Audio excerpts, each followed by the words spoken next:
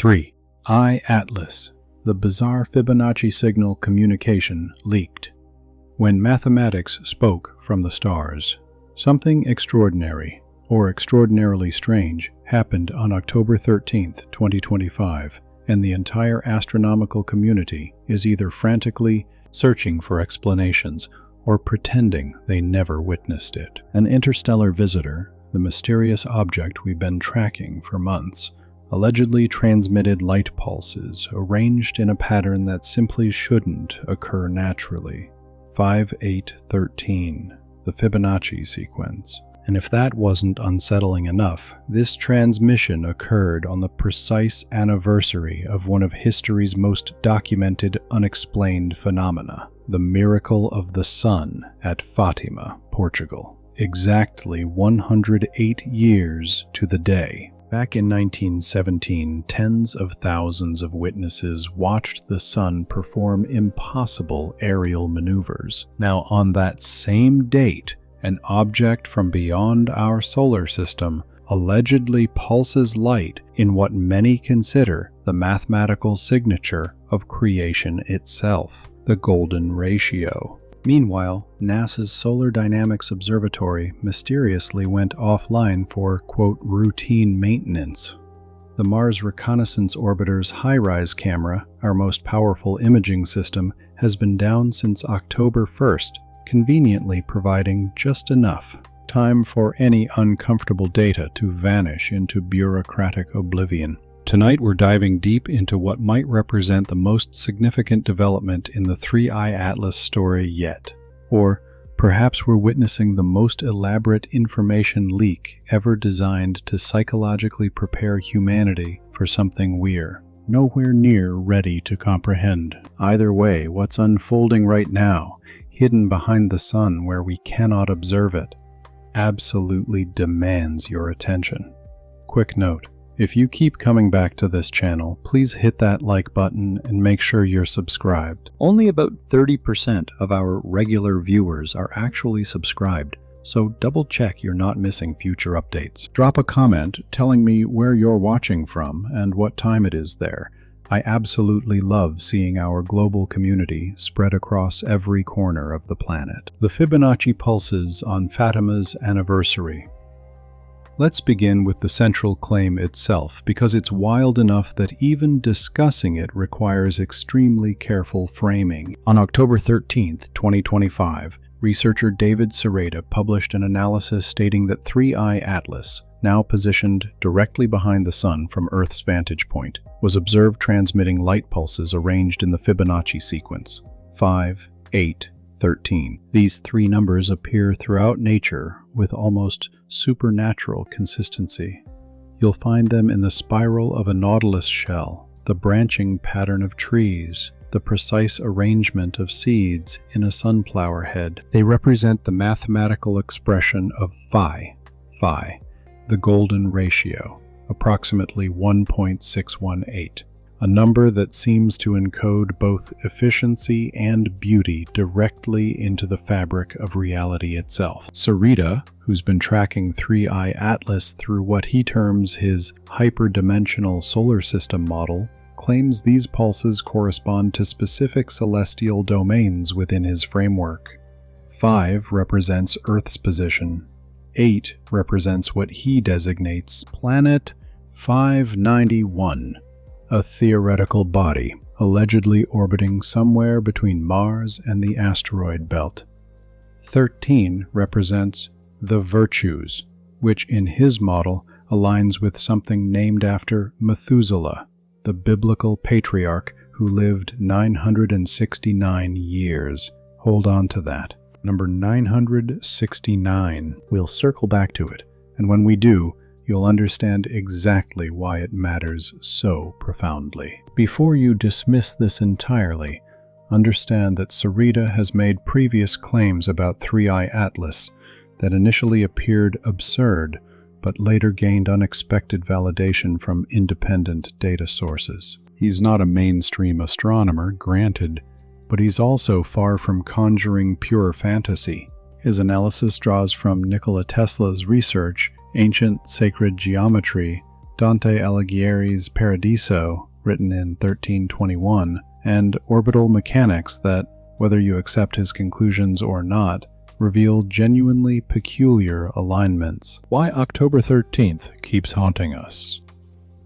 The timing alone makes even hardened skeptics pause uncomfortably. October 13th, exactly 108 years after the Fátima event. In Serrata's model, 108 isn't just a number, it's a harmonic frequency of 432 Hz, which various researchers, both fringe and mainstream, associate with natural resonance patterns. The mathematics is elegantly simple. 108 times 2 equals 216 times 2 equals 432. These are precisely the kinds of numbers that appear in ancient architecture, in the dimensions of the Great Pyramid of Giza, in musical scales that predate modern tuning systems by millennia. Whether this indicates cosmically significant design or simply reflects humanity's natural preference for certain mathematical ratios remains the eternal question. But here's where things become profoundly uncomfortable for skeptics. NASA shut down the Solar Dynamics Observatory's live feed on October 13th. Their official explanation? Routine maintenance.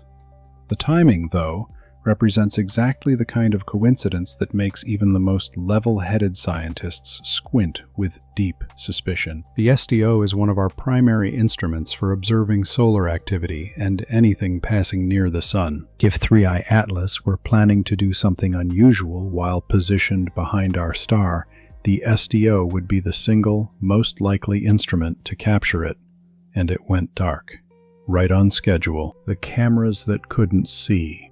Then there's HiRISE, the high-resolution imaging science experiment camera aboard the Mars Reconnaissance Orbiter.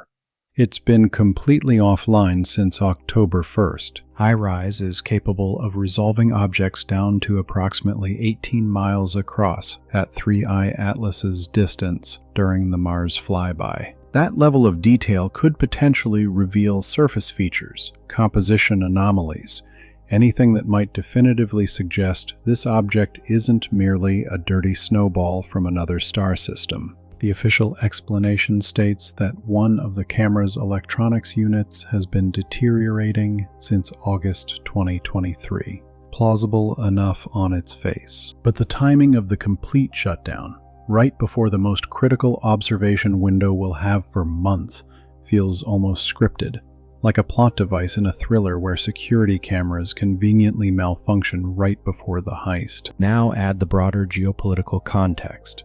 On October 1st, the United States government entered a shutdown over budget disputes. Over 15,000 NASA employees were furloughed, roughly 56% of the agency's workforce. 2 days later, on October 3rd, 3i Atlas made its closest approach to Mars, approximately 18 million miles away, representing our absolute best opportunity for detailed imaging and spectroscopy. Yet as of mid-October, no official HiRISE images have been released, no processed data from the Mars orbiters, no substantive updates from NASA beyond preliminary statements that essentially translate to, "It's probably just a comet.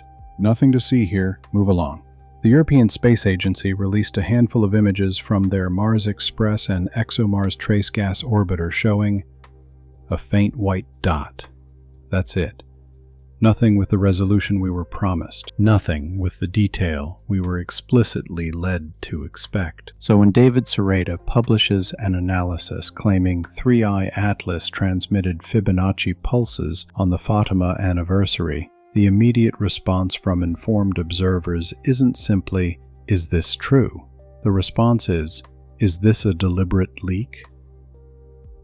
The pattern of plausible deniability Serrata himself frames it precisely that way. He openly questions whether what he's presenting represents either an elaborate hoax or information being strategically released through unconventional channels to avoid direct official attribution. He notes that 2 previous leaks about 3i Atlas that initially appeared completely fabricated later turned out to contain accurate information.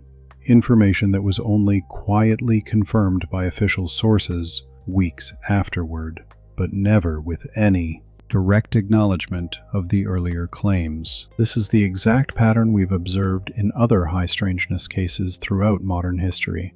Information surfaces in fringe communities or through unverified sources. It's immediately dismissed as conspiracy theory. Then, quietly, elements of it receive indirect confirmation through official channels, but never with explicit acknowledgement of the earlier claims that turned out to be accurate. The phenomenon gets plausible deniability. The insiders who leaked it avoid legal consequences, and the public is left desperately trying to assemble a puzzle where half the pieces are labeled fiction and the other half are stamped classified. It's information warfare refined to a sophisticated art form. Decoding Sereda's hyperdimensional model. Let's examine what Sereda actually claims these Fibonacci numbers represent in detail. In his hyperdimensional solar system model, which he developed alongside his late partner Crystal Nanaka Sereda, there exist 9 hidden planets, or orbital resonances corresponding to ancient cosmological frameworks that span multiple cultures. Dante's Paradiso describes 9 celestial spheres, each associated with different angelic orders and spiritual hierarchies. Sereda maps these onto orbital periods calculated by dividing 591, his proposed central orbital period measured in Earth days, by the golden ratio phi repeatedly. When you perform this mathematics carefully, you get numbers that eerily match the orbital periods of known planets with startling precision. Earth's exact sidereal year of 365.256 days appears when you divide 591 by phi 5 times consecutively.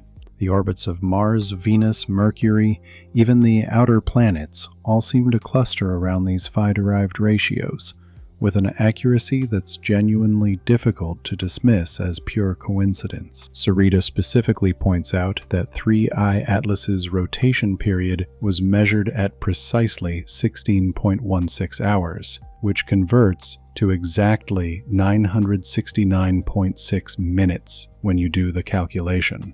969, the exact age of Methuselah, according to biblical text. Now, you can absolutely argue that with sufficient mathematical gymnastics and enough degrees of freedom, you can force virtually any number to fit any pattern you desire. That's entirely fair criticism. But the specific claim here isn't that Sereda found one number that happens to match. It's that multiple numbers align consistently across completely different measurement systems. Ancient religious texts, modern astronomical observations, sacred geometric principles. When you divide 591 by 1.618, the golden ratio phi, you get approximately 365.4, essentially Earth's orbital year. Repeat the division and you approach Mars's orbital period. Continue the iterative process and Venus, Mercury, and even the outer planets all emerge from the mathematics. Either this represents an extraordinary coincidence of almost unbelievable proportions, or there exists an underlying mathematical structure to our solar system that ancient cultures somehow intuited and encoded into their cosmologies thousands of years before we developed modern astronomy. The Fibonacci pulses decoded a message in mathematics. According to Sereda's detailed interpretation, the sequence 5813, transmitted by 3I Atlas, wasn't random noise or measurement error. The number 5 correlates with Earth's position in his harmonic model. Specifically, it represents the 5th iterative division of 591 by phi that yields Earth's precise orbital period. The number 8 corresponds to Planet 591, an alleged celestial body orbiting somewhere between Mars and the asteroid belt. Sereda has been publicly claiming this planet exists for years, long before 3I Atlas even appeared in our solar system. Whether such a planet actually exists remains unverified by mainstream astronomy, but his predictions about where it should theoretically be located and what its orbital characteristics might look like are mathematically consistent within his model's framework. The number 13 represents the virtues in his cosmological framework, a celestial sphere aligned with higher-order angelic beings in Dante's hierarchical cosmology. In Sarita's model, this corresponds to an orbital resonance intimately connected with Methuselah, whose biblical lifespan of 969 years converts, through various harmonic calculations involving phi and the number 591, to precisely 969.6 minutes, exactly matching 3I Atlas's measured rotation period. Is this genuinely meaningful, or is it sophisticated numerology, the ancient art of finding patterns where none actually exist, where the human pattern recognition instinct runs wild when numbers stop being mere coincidence? The fundamental question we need to ask isn't whether these numbers can be mathematically manipulated to fit a predetermined pattern. Of course they can. The human brain is an extraordinarily powerful pattern recognition machine that evolved over millions of years to spot predators hiding in tall grass. Sometimes that same machinery spots tigers that aren't actually there. The real question we must confront is, at precisely what point does the sheer accumulation of coincidences become statistically improbable enough to warrant serious scientific investigation rather than immediate dismissal? Consider this cascade of synchronized events carefully.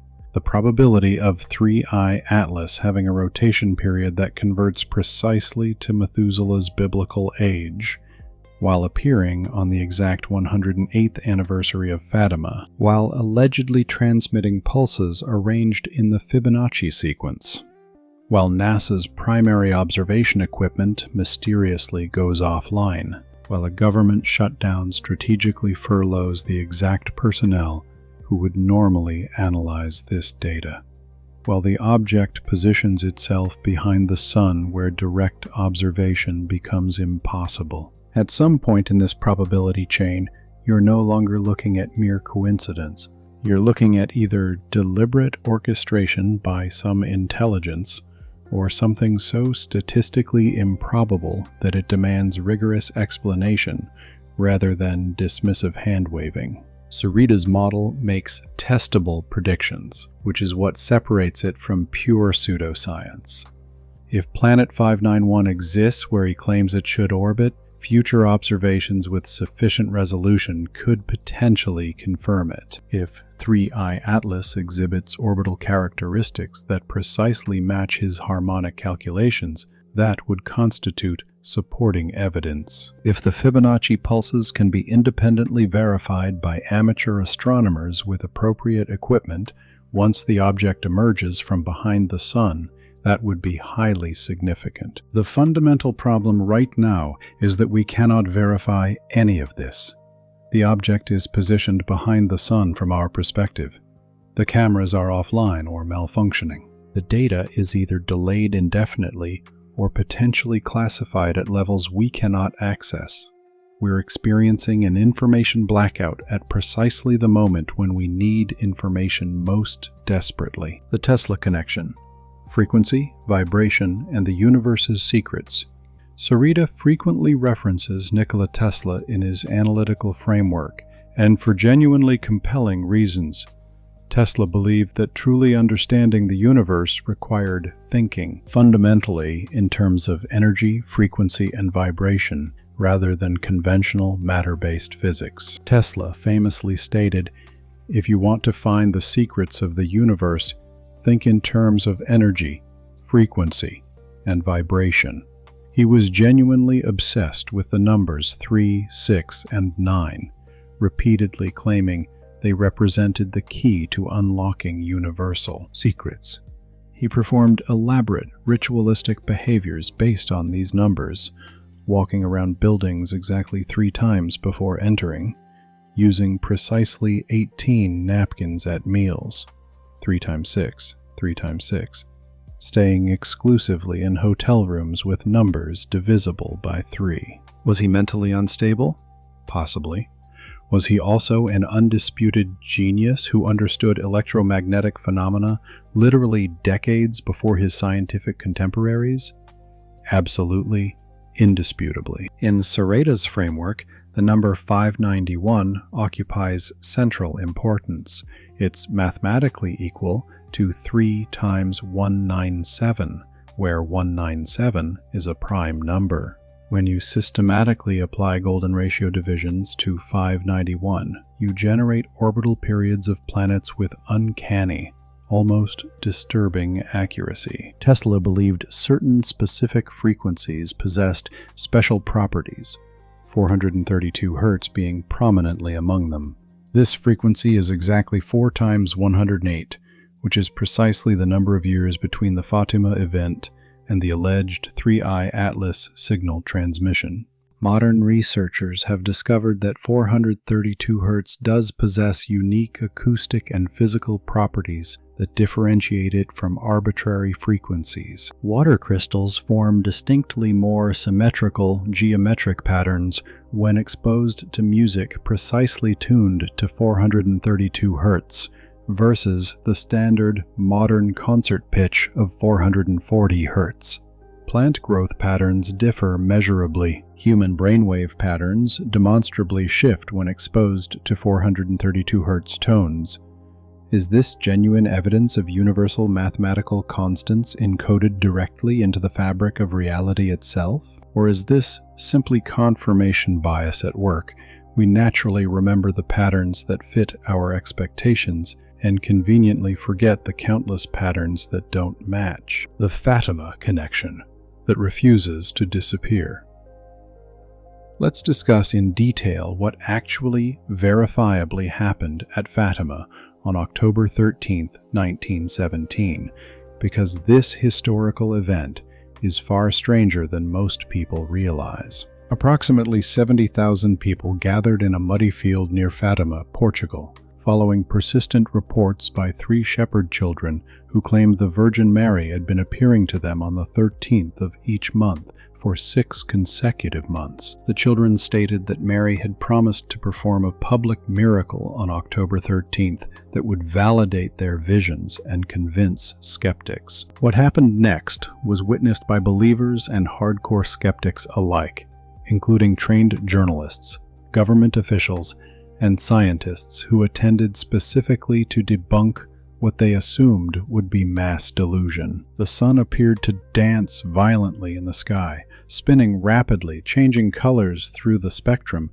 appearing to plunge directly toward Earth before abruptly returning to its normal position. Multiple independent observers from locations up to 15 miles away reported witnessing the identical phenomenon from their different vantage points. Wet ground and clothing that had been thoroughly soaked by torrential rain reportedly dried completely and instantly, a physical effect that numerous witnesses confirmed. The entire event lasted approximately 10 minutes. Mainstream scientific explanations have ranged from mass hallucination induced by staring directly at the sun to atmospheric optical illusions caused by dust or moisture in the air to collective psychological suggestion amplified by intense religious fervor and expectation. But these conventional explanations struggle mightily with certain stubborn facts. The event was specifically predicted months in advance with an exact date. It was witnessed across a wide geographic area by people at different locations. Physical effects, the instantaneous drying of wet materials, were independently reported by multiple witnesses. Committed skeptics who attended specifically to debunk the event also reported seeing the solar phenomenon. The Catholic Church conducted an exhaustive 13-year investigation before officially declaring it a genuine miracle in 1930. an unusually cautious and thorough process for the Church. Now, exactly 108 years later to the day, an interstellar object allegedly transmits mathematical pulse sequences while positioned directly behind the Sun, the same celestial body that appeared to dance impossibly at Fátima. The 3 children at Fátima reported receiving 3 secrets or prophecies from the apparition. The first 2 were eventually revealed publicly and related to the world wars. The third secret was sealed in the Vatican archives and not officially revealed until the year 2000, and even then, many researchers believe the full, authentic content was never actually disclosed to the public. Some investigators claim the suppressed third secret specifically related to future astronomical events or extraterrestrial contact scenarios. The Vatican has never confirmed or denied this interpretation, but they also maintain one of the world's most technologically advanced astronomical observatories, the Vatican Advanced Technology Telescope, VATT, located in Arizona, equipped with cutting-edge instruments. Why exactly does the Catholic Church require such sophisticated astronomical observation capability if their interest is purely charitable scientific curiosity with no deeper theological implications? The 108 harmonic, a number that appears everywhere. In Sereda's comprehensive model, 108 isn't merely the number of years separating 2 events. It represents a fundamental harmonic frequency woven throughout reality and human culture across completely independent civilizations. Consider how frequently 108 appears throughout ancient traditions that had 0 contact with each other. Hindu and Buddhist prayer malas contain exactly 108 beads. There are precisely 108 Upanishads, ancient Hindu sacred texts. The distance from one Earth to the Sun is approximately 108 times the Sun's diameter. The distance from Earth to the Moon is approximately 108 times the Moon's diameter. Ayurvedic medicine identifies exactly 108 marma points, vital energy points in the human body. 108 is mathematically divisible by the sum of its own digits. 1 plus 0 plus 8 equals 9, and 108 divided 9 equals 12. Traditional Chinese medicine recognizes 108 earthly desires that bind humans to suffering. In Japan, Buddhist temples ring bells exactly 108 times at year's end to cleanse 108 worldly desires. The number appears with such statistically improbable frequency across completely unrelated ancient cultural traditions that some researchers genuinely believe it represents a universal mathematical constant that ancient peoples somehow understood through methods we've long forgotten or never properly recognized. When you double 108, you get 216. Double that again, and you arrive at 432. The precise frequency Tesla considered fundamentally important to understanding reality. The Earth's axial precession, the slow wobble of Earth's rotational axis, completes one full cycle approximately every 25,920 years. Divide that by 240, and you get exactly 108. These mathematical relationships either indicate that ancient cultures possessed sophisticated astronomical knowledge far beyond what we credit them with, or they indicate that human consciousness naturally gravitates toward certain mathematical ratios that feel intuitively harmonious, and we're unconsciously projecting deep meaning onto essentially random patterns. The question becomes, which interpretation better explains the observable evidence? The information blackout, too perfect to be accidental? Let's carefully examine the information blackout timeline, because the synchronization is almost impossibly perfect. October 1st, 2025. the U.S. government enters a shutdown over budget disputes. This action immediately furloughs approximately 15,000 NASA employees, roughly 56% of the agency's total workforce. Essential personnel remain at their posts, but comprehensive data processing, public communications, and all non-critical research activities grind to an abrupt halt. October 1st, 2025, same day. The high-rise camera aboard the Mars Reconnaissance Orbiter goes completely offline, citing an electronics failure that had allegedly been progressively deteriorating since August 2023. October 3rd, 2025. 3I, Atlas, makes its closest approach to Mars, approximately 18 million miles distant. This represented our single golden opportunity for detailed high-resolution observation. October 13th, 2025. The Solar Dynamics Observatory goes offline for routine maintenance on the exact 108th anniversary of Fátima, the precise day Sereda claims Fibonacci pulses were transmitted by 3I Atlas. The mathematical probability of all these mission-critical events aligning by pure random chance is vanishingly small. We're talking about odds in the tens of thousands to 1 against this occurring naturally. Either this represents an extraordinary series of genuine coincidences that just happened to align with almost scripted precision, or there's deliberate coordination happening behind layers of classification we cannot penetrate. What we're systematically not being told.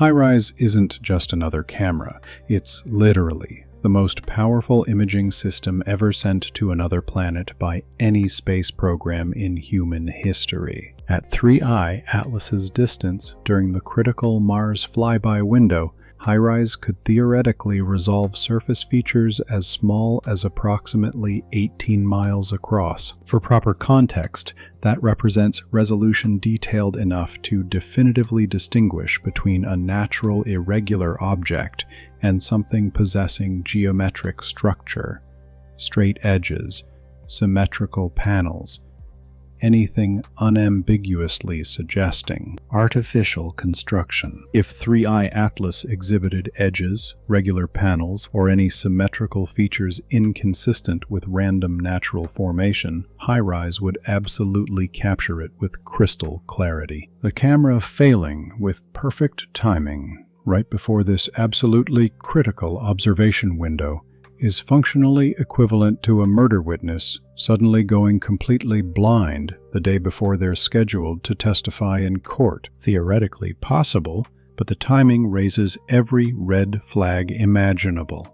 NASA's official statement was textbook bureaucratic non-response, designed to provide no actionable information. The HiRISE instrument is experiencing technical difficulties with one of its electronics units. The engineering team is working to resolve the issue.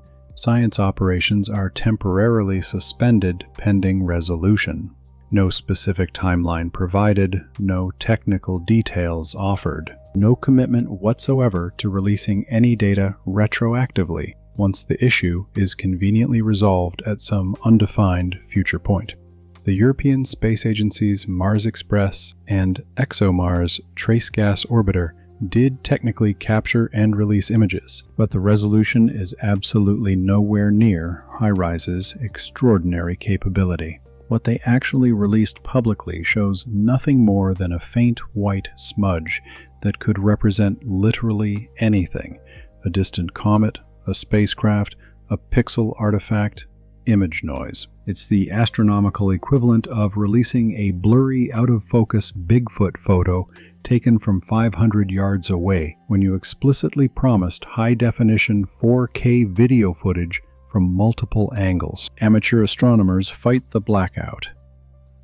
Here's where the situation becomes genuinely interesting from a grassroots verification standpoint. Amateur astronomers worldwide have been independently tracking 3I Atlas continuously since its official discovery in July 2025. Multiple independent observers equipped with quality backyard telescopes have been meticulously documenting its trajectory, periodic brightness variations, and spectroscopic signatures. Several experienced observers have reported genuine anomalies, unusual asymmetric light curves, unexplained periodic brightness flashes, and brightness variation patterns that simply don't match standard, well-understood comet behavior models. But here's the critical problem. After October 1st, 3I Atlas moved into an orbital position where observing it from Earth became essentially impossible. It passed directly behind the Sun from our terrestrial perspective, and it won't emerge into observable space until late November or possibly early December. During this crucial 6-week window, our only viable observation platforms are specialized space-based instruments: the Solar and Heliospheric Observatory, SOHO, the Solar Dynamics Observatory, SDO, and the Parker Solar Probe. SOHO remains technically operational, but possesses severely limited resolution for detailed object tracking. Parker Solar Probe is primarily designed and optimized for direct solar observation rather than tracking distant objects passing near the Sun. And SDO, our absolute best tool for this specific observational challenge, went mysteriously offline on October 13th. It's almost as if someone with deep knowledge of orbital mechanics and observation capabilities meticulously planned this information blackout with surgical precision and perfect timing. The global amateur astronomy community has been remarkably vocal about the deeply suspicious timing of these events. Online forums, Discord servers, and social media groups dedicated to tracking 3I Atlas are absolutely filled with speculation, mounting frustration, and coordinated attempts to pool limited resources for alternative observation methodologies. Some groups are actively crowdfunding campaigns to rent professional observation time on large telescopes in the southern hemisphere, where the viewing geometry might, just might, allow partial observation during specific brief windows. Other technically sophisticated groups are developing custom software algorithms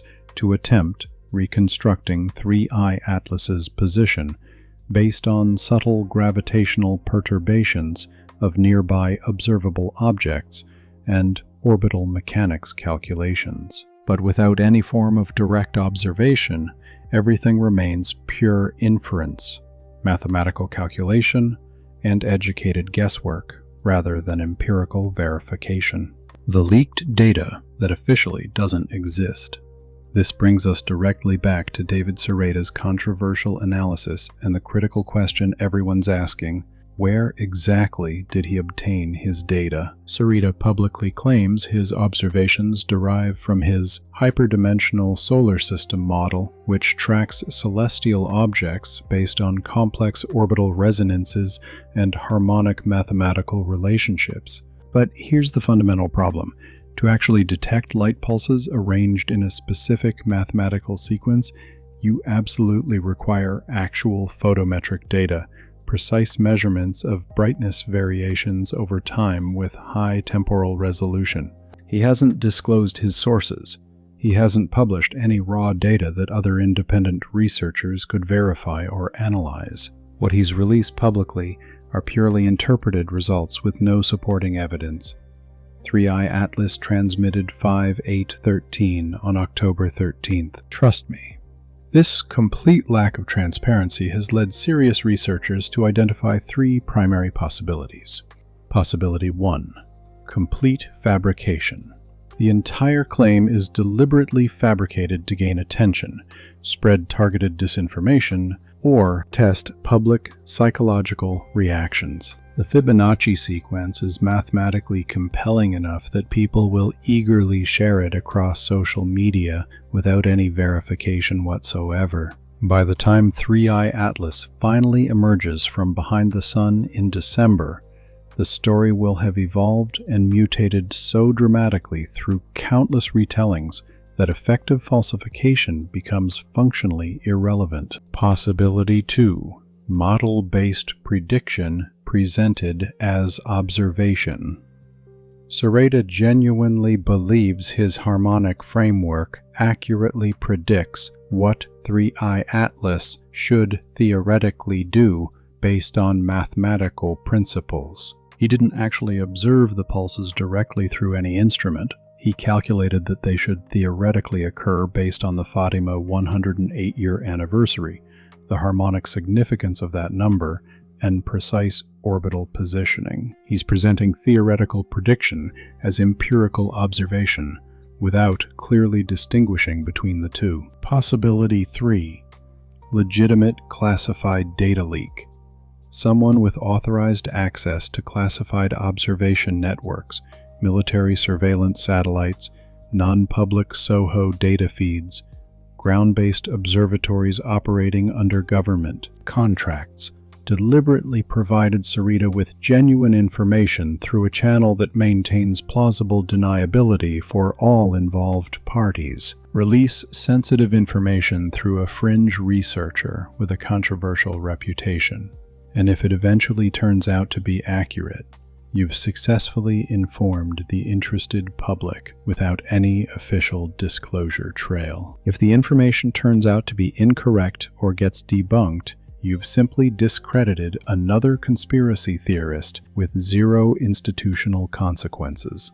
Sereda himself has explicitly suggested possibility 3 is most likely. He's publicly pointed out that previous leaks he received about 3i Atlas that initially appeared completely fabricated later turned out to contain accurate information that was only quietly confirmed by official sources weeks or months afterward, but never with any acknowledgement of the earlier leak. Specifically, he claims he was provided information about 3i Atlas's rotation period before NASA officially released any measurements.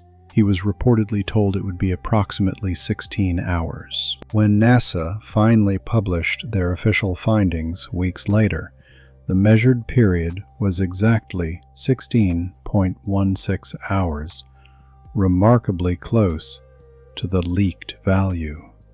He was also allegedly told in advance that 3i Atlas would exhibit highly unusual outgassing patterns, fundamentally inconsistent with typical comet behavior models. Later independent observations confirmed irregular brightness variations and outgassing characteristics that numerous researchers have attributed to non-standard processes that remain unexplained. If Sereda is genuinely receiving legitimate leaks from insider sources, the Fibonacci pulse claim might be completely accurate. But we definitively won't know until 3i Atlas emerges from behind the sun in December, and independent observers worldwide can attempt verification with their own instruments. When comets stop acting like comets should.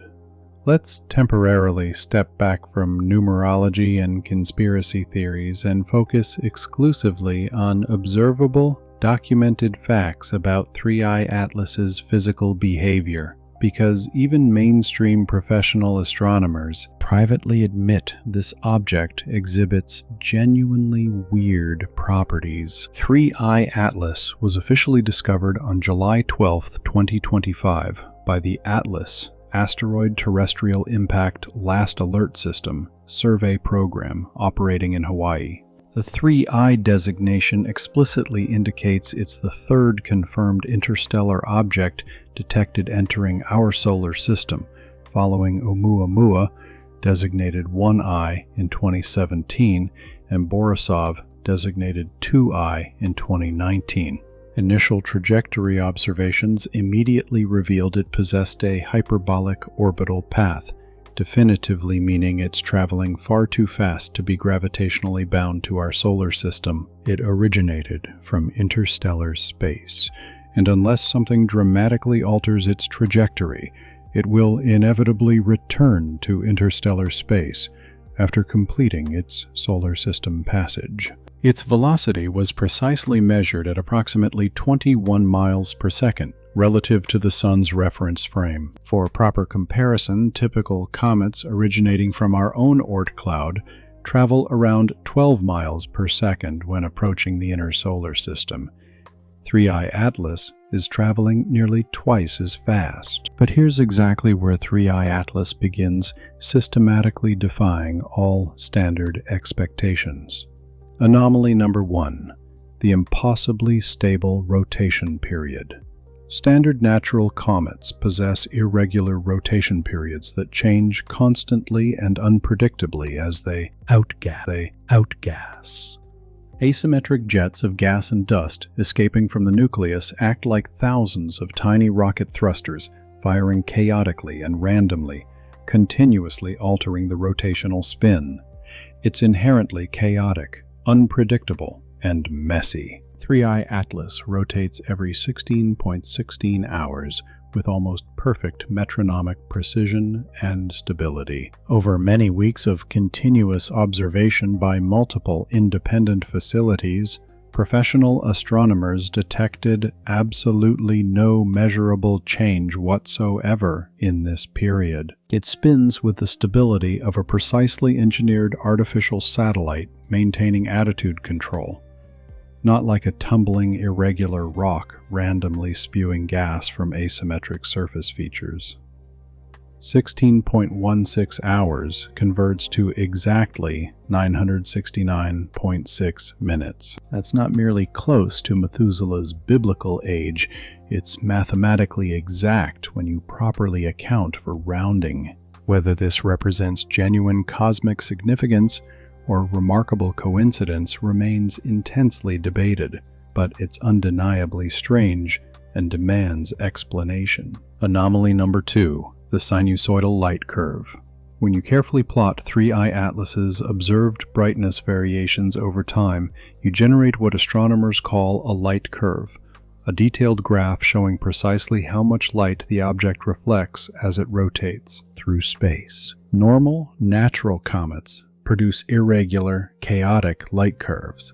They're lumpy, asymmetric objects with wildly varying albedo, surface reflectivity, across different regions, so as they tumble and spin, brightness fluctuates unpredictably with no clear pattern. 3I Atlas displays a beautifully smooth sinusoidal light curve, a perfect wave-like mathematical pattern that repeats with absolute precision every 16.16 hours. This is precisely what you'd expect from a highly symmetrical object, possibly spherical or cylindrical, rotating smoothly around a single stable axis with uniform surface properties. Several professional astronomers have publicly noted this characteristic, though they've been extremely careful to frame it diplomatically as merely interesting, rather than explicitly stating anomalous or unexplainable. In private communications and closed conference discussions, some have admitted more candidly it's extremely difficult to explain with any standard comet formation and behavior models. Anomaly number 3. The excessive albedo. Albedo measures how reflective an object's surface is. Fresh, clean snow possesses an albedo around 0.9, reflecting roughly 90% of incident light. Charcoal has an albedo around 0.04, reflecting only 4%. Typical natural comets have measured albedos between 0.03 and 0.06. They're remarkably dark objects, covered in carbon-rich organic compounds and ancient dust that's accumulated over billions of years of existence in deep space. 3I Atlas has an estimated albedo between 0.12 and 0.18, depending on which measurement techniques and datasets you consider most reliable. That's approximately 2 to 3 times more reflective than it should be if it's genuinely a standard comet composed of typical materials. This could potentially mean several things. It has an unusually high concentration of freshwater ice directly exposed on its surface. It's covered in some other highly reflective material we haven't identified. It's not actually a comet at all. Anomaly number 4. the missing tail that should absolutely be there. When comets approach close to the Sun, intense solar radiation heats their surface layers, causing embedded ice to sublimate, transforming directly from solid to gas without passing through liquid phase.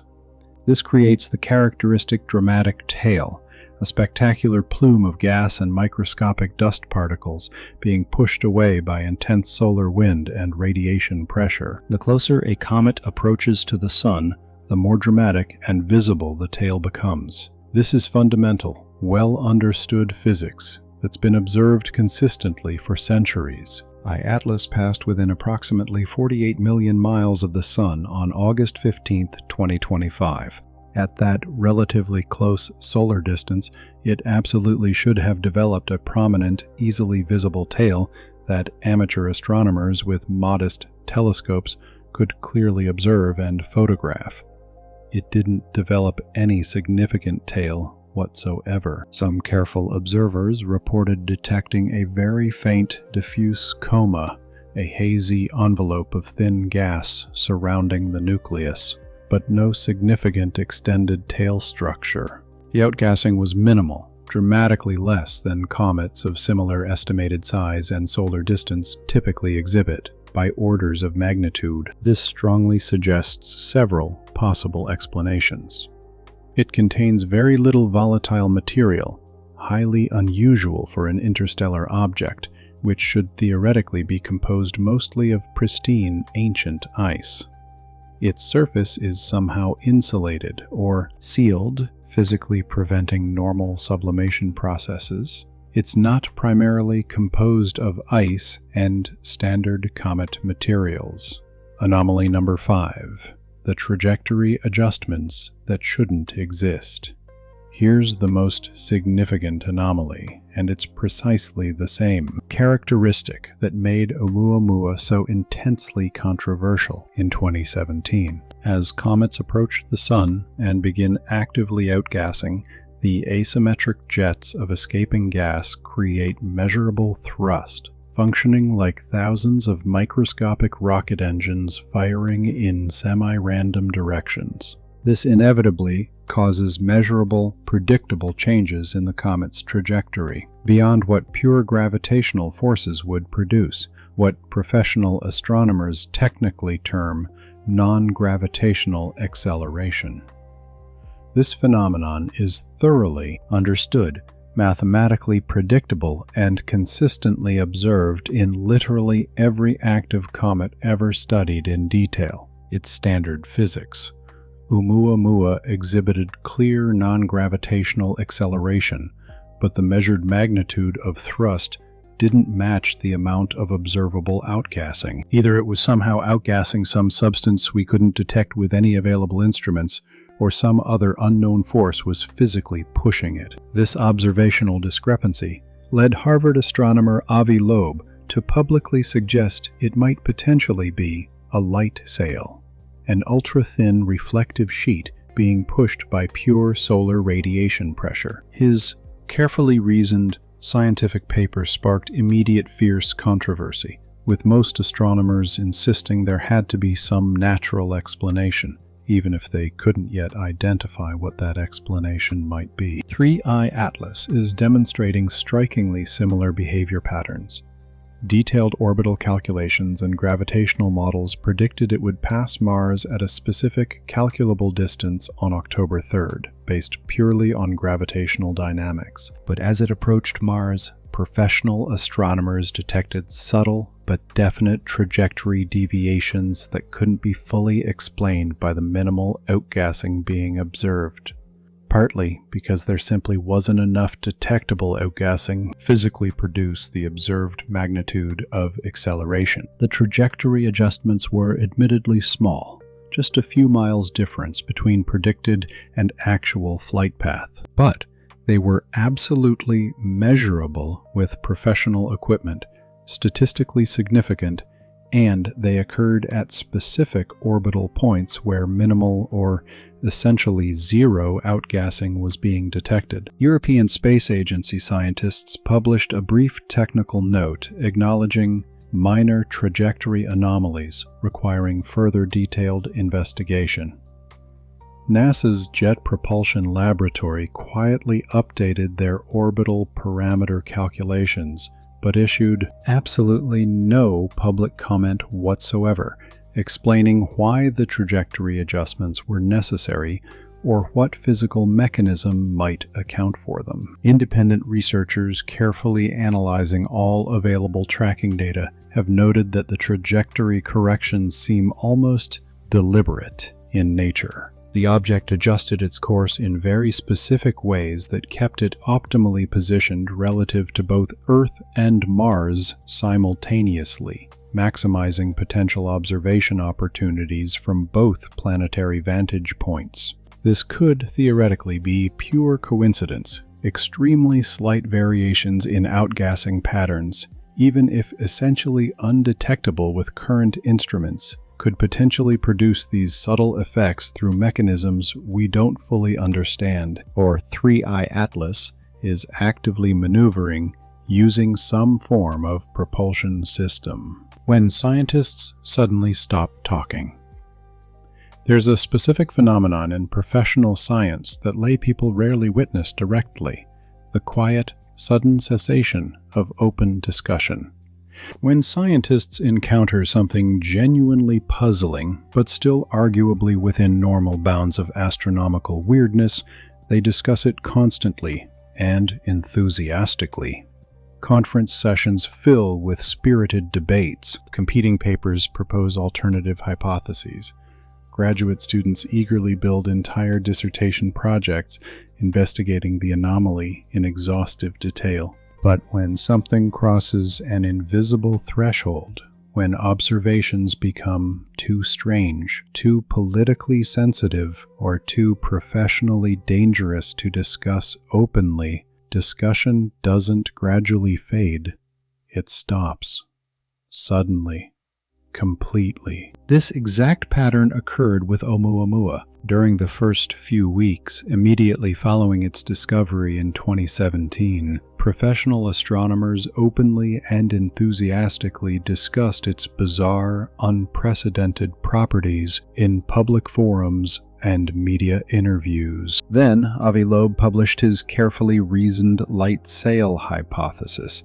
Mainstream media coverage went predictably wild with sensational headlines, and the scientific establishment immediately circled the wagons defensively. Within just a few months, any researcher even cautiously suggesting Oumuamua might possibly be artificial technology risked being permanently labeled a crank and losing professional credibility. The official institutional narrative rapidly solidified into rigid consensus.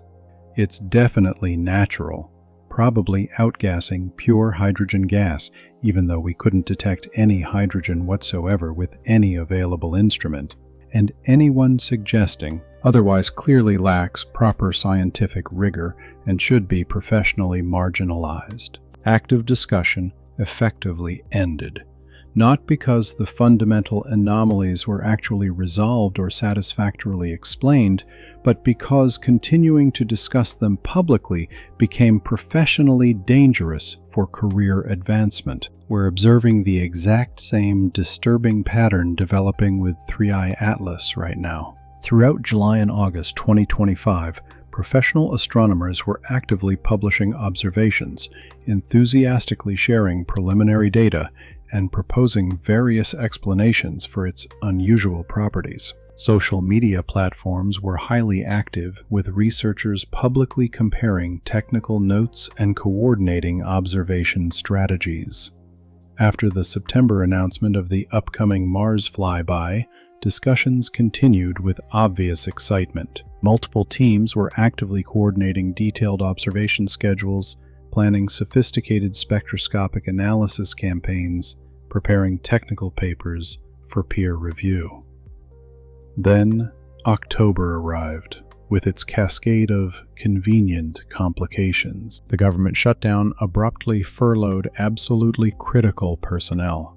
HiRISE went completely offline, citing equipment failure.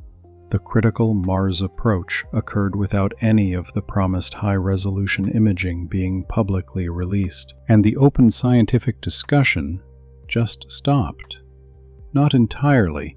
There are still occasional technical papers being published, containing basic photometric data and refined orbital calculations. But the open public speculation, the collaborative, enthusiastic debate about what 3I Atlas might actually represent, that productive discussion has gone almost completely silent. When I personally reached out to several professional astronomers who had been actively and publicly discussing 3I Atlas throughout August, most simply didn't respond to inquiries at all. 2 replied with extremely brief, carefully cautious statements, essentially saying they're waiting for additional data before commenting further. 1 responded completely off the record. I've been explicitly advised not to speculate publicly until official analysis is released through proper channels. Advised by whom exactly? They absolutely wouldn't say, even off the record. This is the unmistakable pattern of deliberately controlled information flow. Something has genuinely spooked the professional community, and institutional wagons are circling protectively again. The military knows far more than they're revealing. Here's what we know with absolute certainty. The United States military tracks every single object in Earth orbit and cislunar space larger than approximately 4 inches across. The Space Surveillance Network operates dozens of sophisticated ground-based radar installations and optical telescopes worldwide, plus multiple classified space-based sensors, continuously maintaining a comprehensive catalog of over 27,000 distinct tracked objects.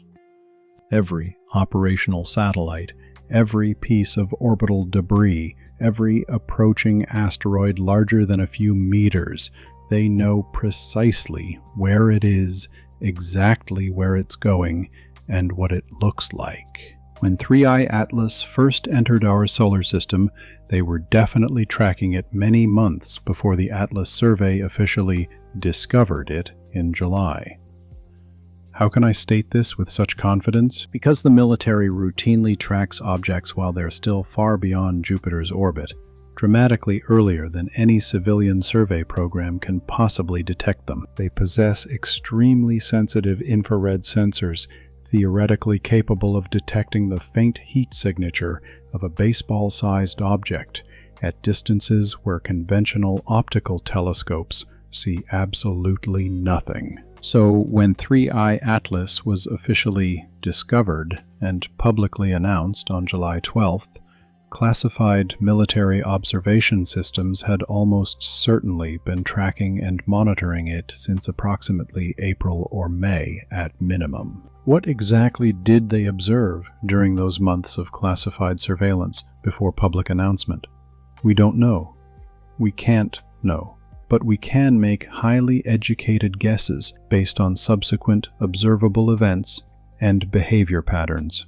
On September 18th, U.S. Space Command issued what appeared to be a routine technical orbital update for multiple satellites, including several highly classified reconnaissance platforms. Buried deep within dense technical data tables was a brief notation indicating that 3 special surveillance assets had been strategically repositioned to optimize observation geometry for near-solar objects.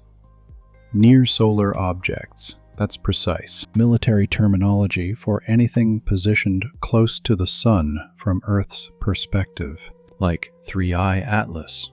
They deliberately moved multi-billion-dollar classified spy satellites specifically to watch it more effectively. Why would you possibly reposition extraordinarily expensive reconnaissance platforms, satellites explicitly designed to monitor Earth's surface, track military installations, detect missile launches, and intercept communications, just to observe what's officially characterized as merely an unremarkable comet. Redirecting these strategic assets toward 3i Atlas means someone extremely high in the chain of command made a calculated decision that this object warranted dedicating resources normally reserved exclusively for monitoring potentially hostile, adversarial nations. Then, on October 7th, exactly 4 days after the critical Mars flyby,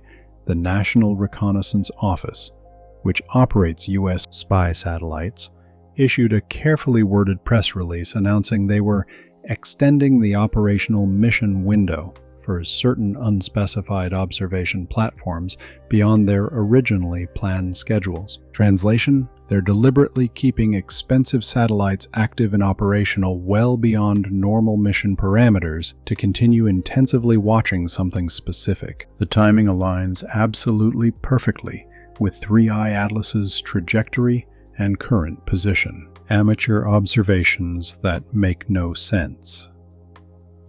While professional institutional astronomers have gone strategically quiet, amateur observers definitely haven't stopped watching and documenting, and some of what they're independently reporting is deeply, profoundly strange. On October 9th, an experienced amateur astronomer in Australia, using a quality 14-inch telescope, reported observing a brief, intensely brilliant flash occurring in the precise vicinity of 3i Atlas's last calculated known position. The flash lasted approximately 2 to 3 seconds total, was bright enough to completely saturate his camera's sensor, causing temporary overexposure, then vanished entirely. He immediately posted the raw, unprocessed image data to a popular astronomy forum for peer review. Within just 6 hours, 3 other independent observers from New Zealand and Chile confirmed they had simultaneously captured remarkably similar bright flashes around the exact same time,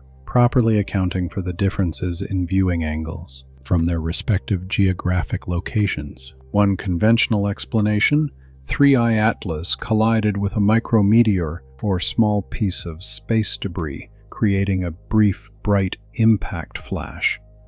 This does occasionally happen with active comets in rare cases, but 4 completely separate independent observers simultaneously seeing essentially the same flash from widely distributed locations spanning different hemispheres, the geometric mathematics simply doesn't work unless the flash was extraordinarily, unusually bright, far more luminous than any typical natural impact event should physically produce. Another proposed explanation: a solar flare's intense radiation reflecting off 3i Atlas's surface created the observed flash. But detailed solar activity records for October 9th show minimal activity. Absolutely no significant flares were recorded anywhere on the solar surface during the relevant time window. The discussion thread on the astronomy forum analyzing these correlated observations was abruptly deleted by forum moderators. The stated official reason: unverified data violating posting guidelines and community standards. Except those exact same forums regularly host extensive discussions of completely unverified preliminary observations as standard practice. That's fundamentally what amateur astronomy online communities exist to do: share raw observational data for collective peer review and analysis before any formal verification process. This specific deletion was unusual enough that several alert members managed to screen capture the entire thread before it completely disappeared. Copies are now circulating on alternative platforms and through private channels, but the original discussion, with full technical details, image metadata, and collaborative follow-up analysis, is permanently gone from the official forum. On October 11th, a completely different, highly experienced amateur observer in South Africa reported successfully tracking an unidentified secondary object that appeared to be moving in close formation with 3i Atlas. This secondary object was significantly fainter, roughly 100 times dimmer in integrated brightness, but clearly appeared to be maintaining a remarkably consistent distance of approximately 7,500 miles from the primary body. This particular observer is a highly respected veteran with over 30 years of documented experience tracking satellites, asteroids, and comets. He's absolutely not prone to misidentification or making rookie observational errors. He properly submitted his detailed findings with full supporting data to the International Astronomical Union's Minor Planet Center, the official global repository for all asteroid and comet observations. The Minor Planet Center formally acknowledged receipt of his submission, but hasn't published the observation in their public database. Normally, they publish new verified observations within 24 to 48 hours maximum as standard protocol. It's been several weeks now with zero publication. When directly asked about the unusual delay, an MPC representative provided only, "The submitted observations are currently undergoing additional verification and analysis." That's diplomatic code for, "We genuinely don't know what to do with this data and we're not ready to discuss it publicly." The October 13th transmission, real data or manufactured narrative? Now we circle back to the central explosive claim. On October 13th, 2025, 3i Atlas allegedly transmitted light pulses precisely arranged in the Fibonacci sequence 5, 8, 13. Let's rigorously examine how this could possibly be detected when the object is positioned directly behind the Sun and virtually all major observation platforms are either offline or severely restricted. David Sarita hasn't disclosed his specific methodology. He hasn't released any raw photometric data files. What he's provided publicly is purely an interpreted result, which is scientifically useless without access to the underlying supporting evidence and data. But let's seriously entertain the possibility that he's telling at least partial truth, or that he received legitimate data from insider sources. How could anyone actually observe this? Even when 3i Atlas is positioned behind the Sun from Earth's direct line of sight perspective, it's absolutely not invisible from every possible vantage point in the solar system. We have multiple spacecraft strategically scattered throughout the solar system that could theoretically observe it from different geometric positions.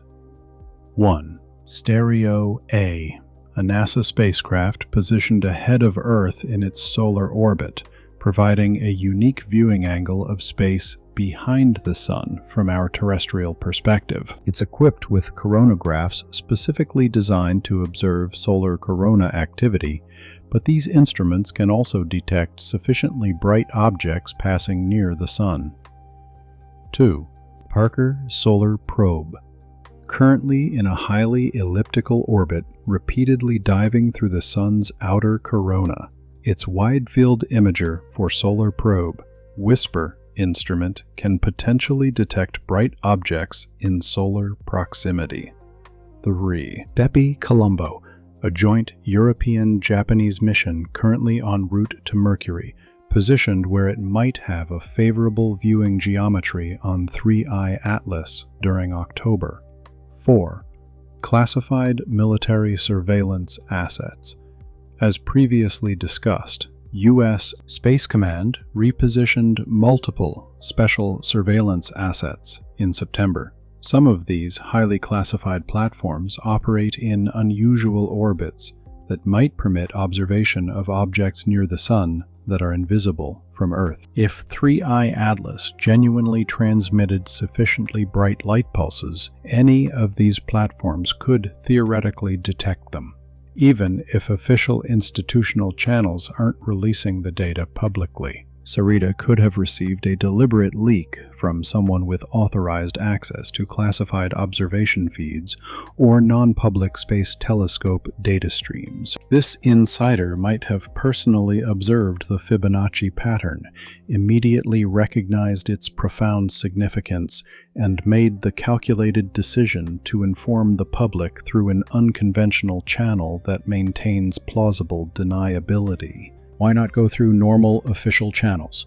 Because publicly claiming an interstellar object transmitted mathematical sequences is absolute career suicide for anyone operating inside the institutional system. Leak it strategically through a fringe researcher with an established controversial reputation, and you successfully maintain plausible deniability while still getting critical information into public consciousness. This is precisely how military and intelligence leaks have functioned throughout modern history. The Pentagon Papers weren't released through official Department of Defense channels.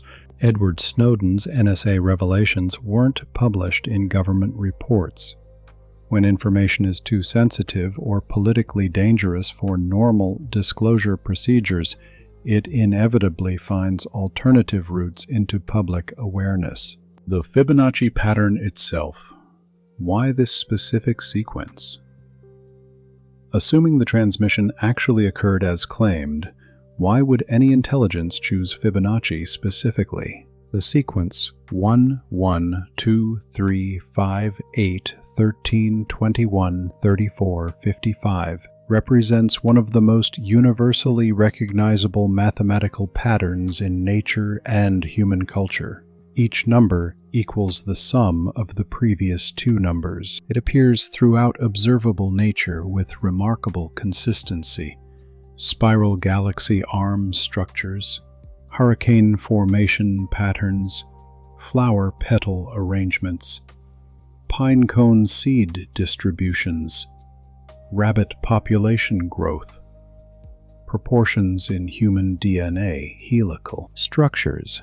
It's also the mathematical foundation of the golden ratio, considered by numerous cultures across human history to represent the most aesthetically pleasing proportion. The Parthenon's architecture, Renaissance painting compositions, modern corporate logo designs.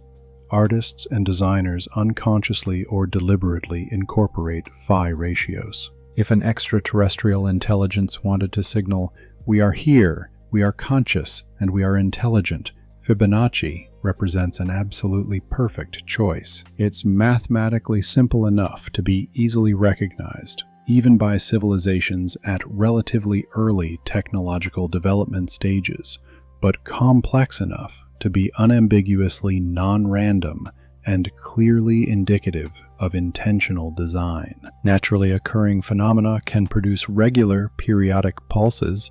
Pulsars do exactly this through their rotational mechanics. But regular pulses arranged specifically and precisely in the Fibonacci sequence, that requires either deliberate intelligent transmission or an extraordinarily specific natural process so unlikely that it might as well be considered deliberate design. Carl Sagan suggested precisely this concept in his novel Contact. When humanity first receives an unmistakable alien signal, it arrives as a sequence of prime numbers, mathematical proof of intelligence because prime numbers absolutely don't occur randomly in nature at regular intervals with consistent patterns. The Fibonacci sequence serves the identical purpose for signaling intelligence. If 3i Atlas genuinely transmitted 5813, those are 3 consecutive Fibonacci numbers. The probability of random brightness fluctuations or instrument noise happening to form that exact sequence is minuscule, statistically less than 1 chance in several thousand. The skeptical counterargument.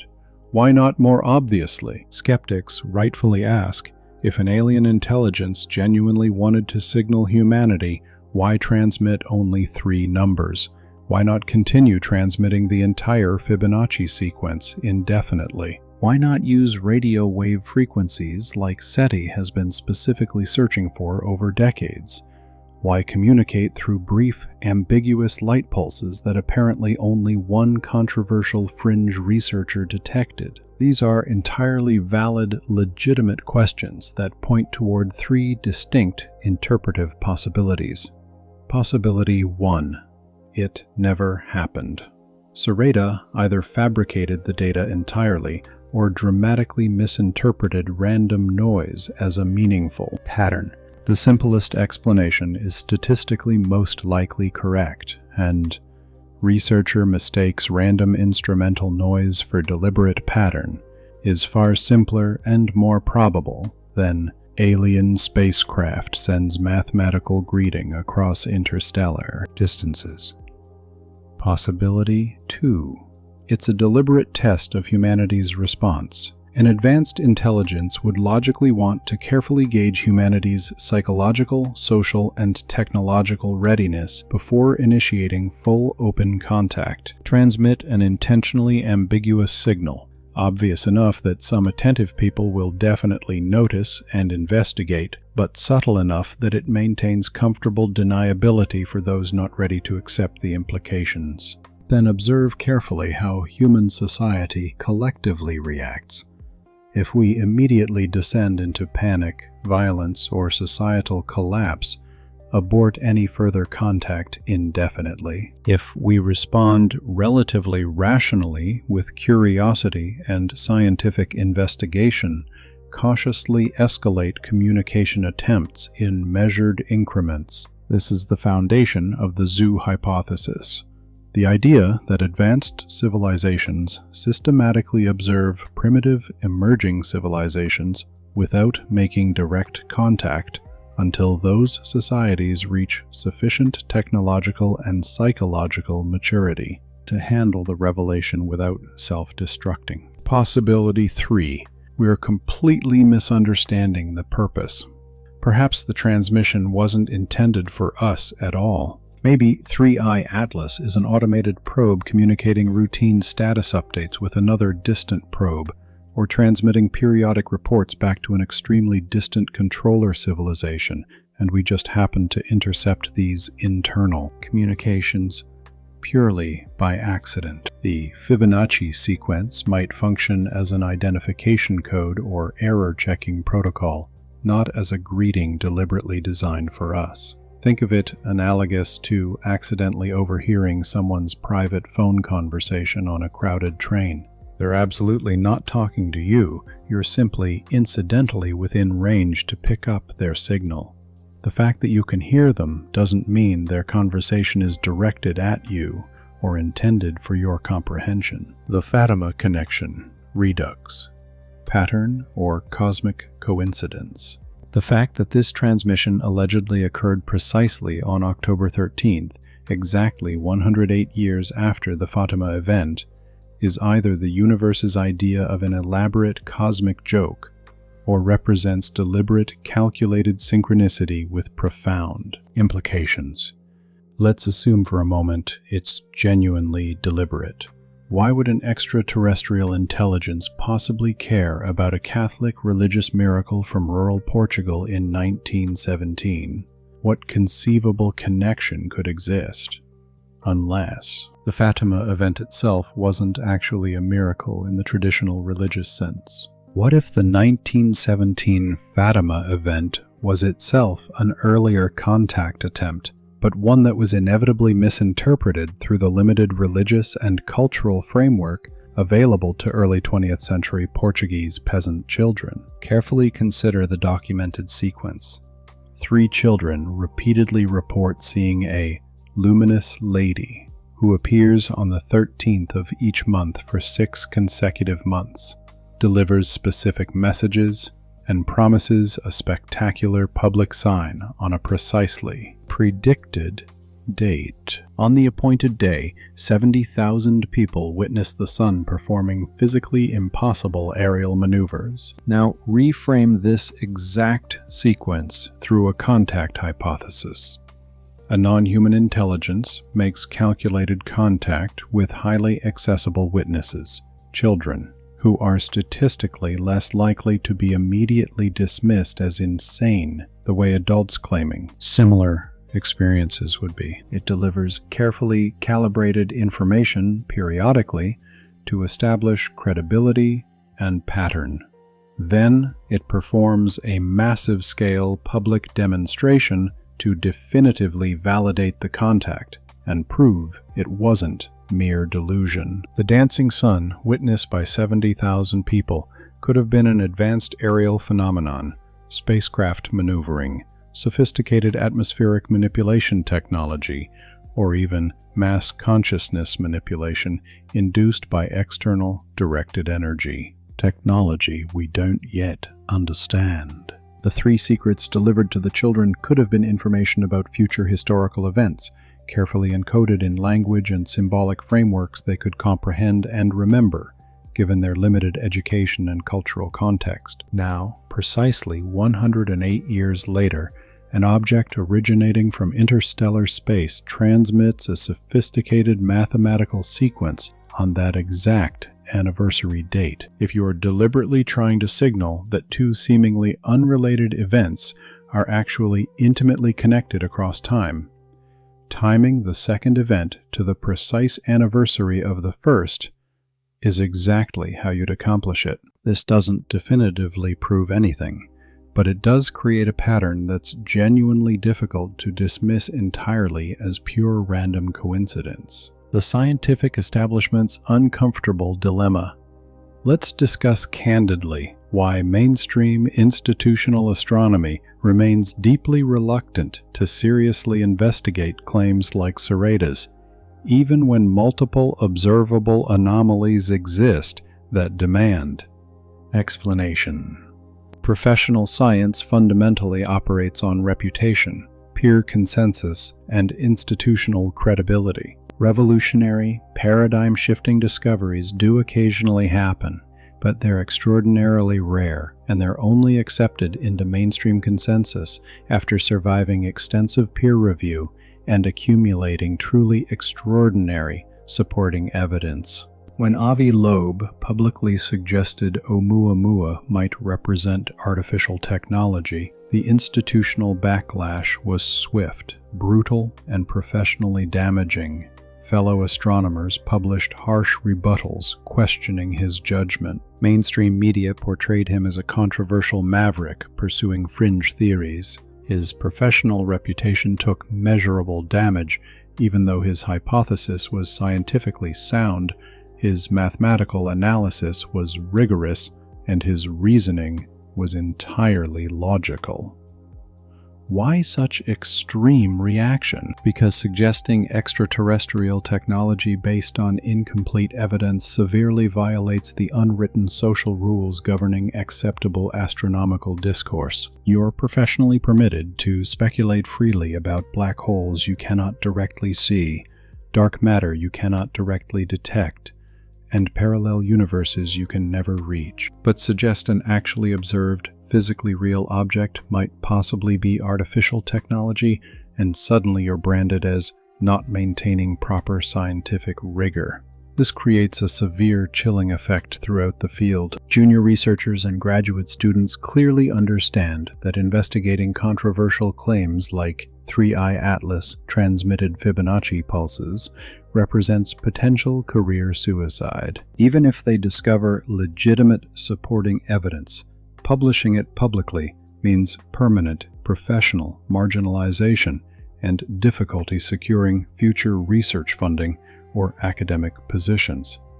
So they remain strategically silent. And profound anomalies go systematically uninvestigated by the very experts most qualified to analyze them. The perverse result is a system where the most extraordinary claims, the ones that would represent the most significant discoveries if validated, receive the least rigorous investigation, precisely because they're too extraordinary. This is completely backward scientifically. If 3-eye atlas genuinely is artificial technology, that represents the single most important astronomical discovery in all of human history. It absolutely deserves massive resource allocation, completely open, transparent investigation, and broad international collaboration. Instead, we get institutional silence, indefinitely delayed data releases, and carefully worded dismissive statements designed to discourage further inquiry. Following the money. What gets funded reveals priorities. Let's follow the funding carefully, because budget allocations reveal institutional priorities far more honestly than public statements.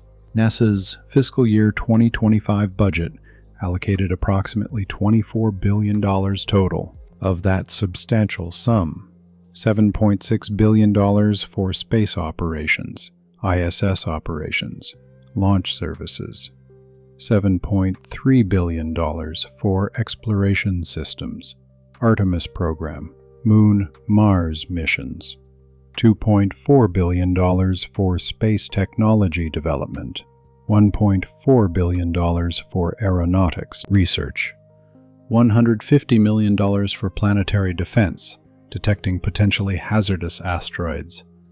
Notice what's conspicuously missing? Any significant allocation whatsoever for studying interstellar objects, or actively searching for extraterrestrial intelligence. SETI receives approximately $100 million annually in total, but absolutely none of that funding comes from NASA directly. It's entirely privately funded through donations, grants, and philanthropic organizations. The entire global effort to detect extraterrestrial intelligence operates on less total money annually than NASA spends on public relations and educational outreach programs. Why this dramatic disparity? The official explanation? Because there's no empirical evidence ET exists anywhere, so spending taxpayer money actively searching for it would be wasteful and scientifically unjustified. But this creates a perfect catch-22 logical trap. We don't adequately fund searches, so we don't find compelling evidence, so we continue not funding searches indefinitely. Meanwhile, billions flow toward detecting potentially hazardous asteroids that might collide with Earth, which is absolutely pragmatic and necessary for planetary survival. But the underlying assumption governing that funding is that cosmic threats are exclusively random natural rocks following ballistic trajectories, never potentially intelligent objects with intent. If 3I Atlas genuinely is artificial and potentially represents some form of threat or surveillance, we're catastrophically unprepared. And the rigid institutional structure of space agencies isn't designed to rapidly pivot strategies when genuinely anomalous observations appear. What would honest disclosure actually look like? Let's imagine, hypothetically, that someone inside NASA or military intelligence possesses conclusive evidence that 3I Atlas is definitely artificial technology. How exactly would they disclose this world-changing information to the public? Option 1. Immediate, complete public announcement. Hold a major press conference. We've detected definitive evidence of an extraterrestrial spacecraft currently operating within our solar system. Immediate result: instantaneous global panic, severe economic disruption, potential religious upheaval, dangerous geopolitical instability. Stock markets crash immediately. Defense agencies worldwide go on highest alert. Every government scrambles desperately to demonstrate they remain in control of their populations. This represents the absolute nightmare scenario for anyone in positions of power or authority.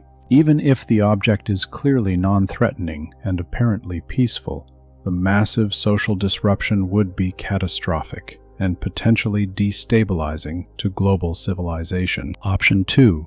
Gradual controlled disclosure through strategic leaks. Strategically release increasingly specific ambiguous information through unofficial channels over extended time periods. Allow fringe researchers and amateur astronomers to spread the story gradually through social media and alternative platforms, Carefully gauge public psychological reactions at each stage. Slowly validate specific aspects of the story through official sources, but never with complete, direct confirmation. By the time conclusive evidence finally emerges publicly, the general population is already substantially psychologically prepared through months of gradual exposure. The revelation becomes, we've confirmed what many people already suspected, rather than, surprise, aliens are real, and they're here, right now. This approach strategically minimizes immediate disruption and allows governments to maintain careful control over the narrative's evolution and public interpretation. Option 3. Complete indefinite suppression. Classify absolutely everything at highest levels. Deny all anomalies categorically. Systematically discredit anyone who asks uncomfortable questions. Wait patiently for the object to leave the solar system naturally.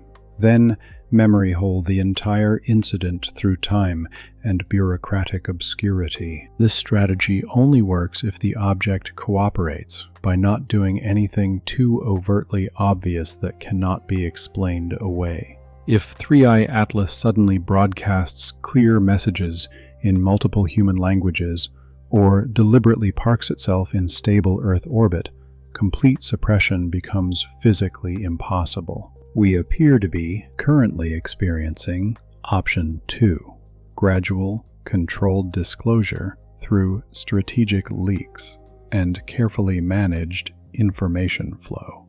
Information is steadily trickling out through unconventional sources over time. David Sereta's controversial claims, amateur astronomer observations and reports, military satellite repositioning, government shutdown timing. These are all individual puzzle pieces. None of them are absolutely conclusive when examined individually in isolation. But together, they collectively form a suggestive pattern, indicating something highly unusual is occurring, while maintaining just enough ambiguity that official categorical denial remains technically plausible. This is precisely how you'd optimally manage disclosure if your goal is gradually preparing the public psychologically without triggering immediate widespread panic. The December emergence, moment of truth, approaches.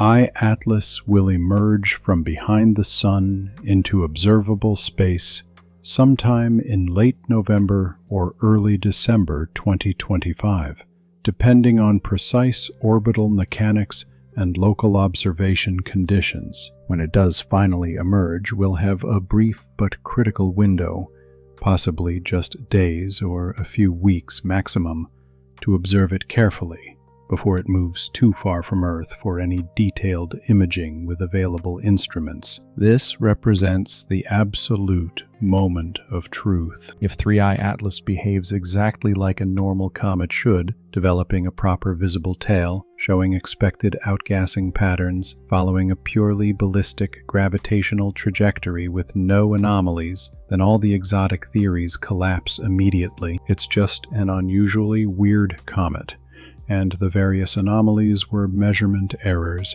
instrumental artifacts, or natural variations we didn't initially understand.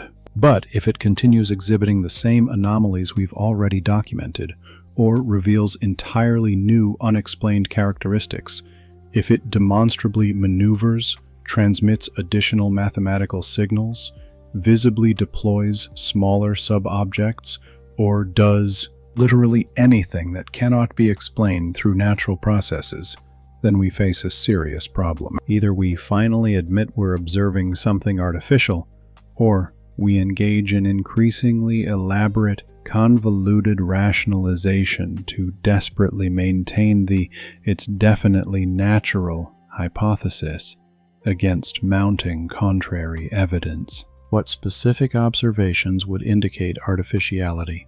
When 3i Atlas finally emerges in December, here are the key critical observations that will strongly indicate whether it's natural or artificial.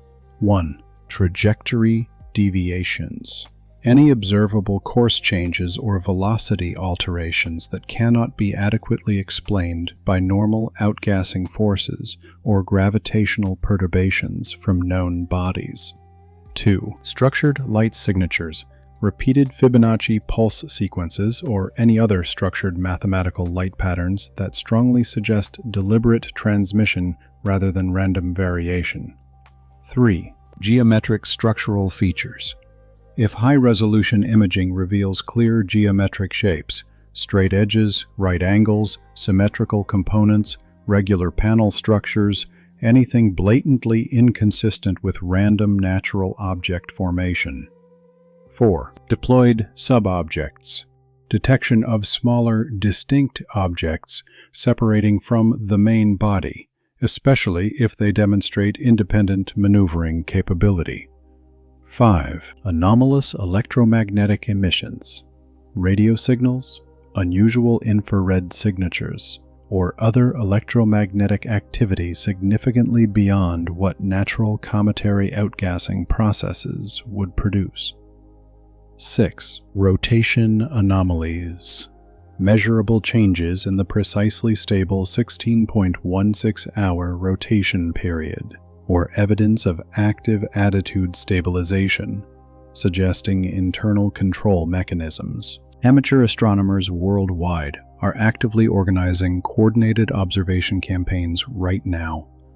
Multiple independent groups are coordinating carefully to ensure complete 24-hour continuous coverage once the object becomes visible. They're pooling financial resources to rent dedicated time on professional-grade telescopes because they clearly understand that if something genuinely significant happens, official institutional sources might not report it promptly, or might delay releasing data long enough for the critical observation window to close permanently. The amateur astronomy community has effectively become the backup verification system, the insurance policy against institutional suppression or bureaucratic delay. The dark forest hypothesis: why silence might be survival strategy. There's a concept in theoretical exobiology called the dark forest hypothesis, popularized brilliantly by Chinese science fiction author Liu Cixin in his Remembrance of Earth's Past trilogy. The hypothesis proposes this: the universe functions like a dark forest at midnight. Every technological civilization is a hunter, moving silently and carefully through the trees. None announce their presence loudly because doing so reveals their precise location to other hunters, hunters who might be hostile, aggressive, and dangerous. The first fundamental law of the cosmic dark forest: survival is the absolute primary need of any civilization. The second fundamental law: civilizations naturally grow and expand, but the total matter and energy in the universe remains constant. Therefore, any civilization that carelessly reveals itself risks being eliminated by a more powerful civilization competing for finite resources. This elegantly explains the Fermi paradox. If the universe is statistically teeming with life, as probability suggests, why haven't we detected any obvious signs of extraterrestrial intelligence anywhere? Because everyone capable of interstellar travel is hiding deliberately, and the moment you broadcast into space loudly announcing, "We're here! Hello, universe!" you've made yourself a potential target. Earth has been unintentionally broadcasting radio and television signals into space for over a century now. Those electromagnetic signals have propagated roughly 100 light-years outward in all directions, a spherical bubble now containing thousands of star systems. We've already announced ourselves to any listening civilizations within that sphere. If 3i Atlas is a probe dispatched by a civilization that detected our broadcast decades ago, its mission might not be friendly diplomatic contact. It might be reconnaissance, gathering detailed intelligence about our technological capabilities, social organization, and military capacity before making strategic decisions about whether we represent a potential threat, a resource opportunity, or an irrelevant curiosity. The Fibonacci transmission, if it occurred, might not be a greeting intended for us. It might be a coded report transmitted back to whoever or whatever sent the probe. Confirmed. Mathematical intelligence detected at this location. Technology level. Early space age. Recommend continued observation and analysis. Transmitted not to us, but to distant controllers we cannot see or detect. The November timeline, when maneuvers would be optimal. Sereda and several other independent researchers have noted that late November or early December represents a critical decision window, not merely because 3I Atlas emerges from behind the Sun, because orbital mechanics calculations place it in the optimal position where trajectory maneuvers toward Earth would be most energy efficient. If the object intended to enter Earth orbit, the mathematically optimal time to execute major trajectory adjustments would be late November. This requires assuming three things. 1.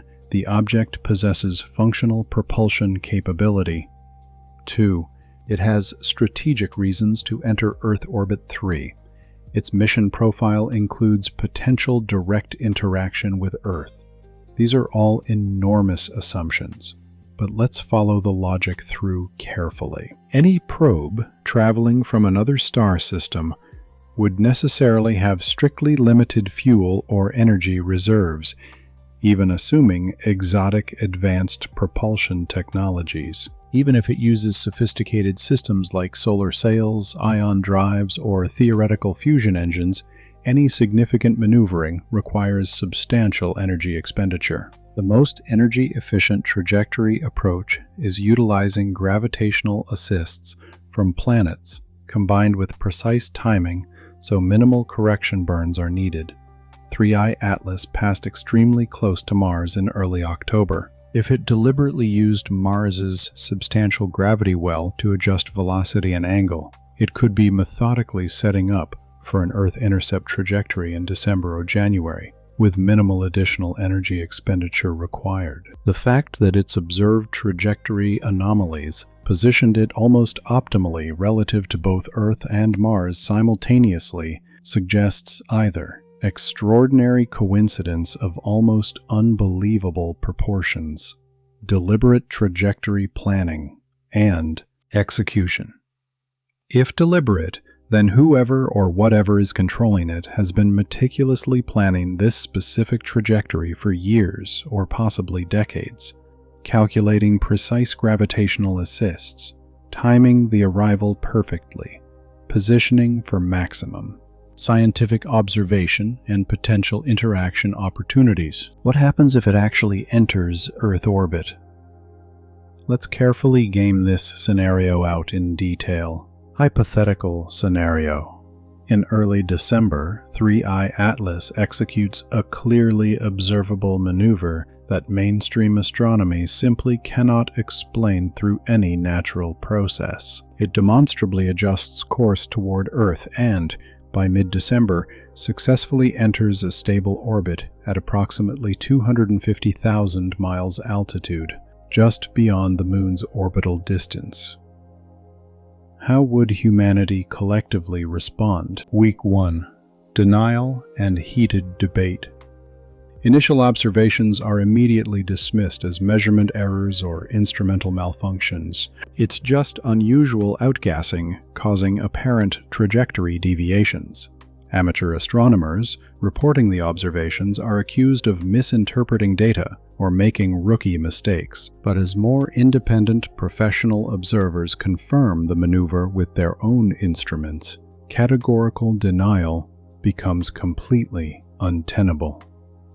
Mainstream media picks up the story with growing intensity. Headlines: Interstellar object appears to change course toward Earth.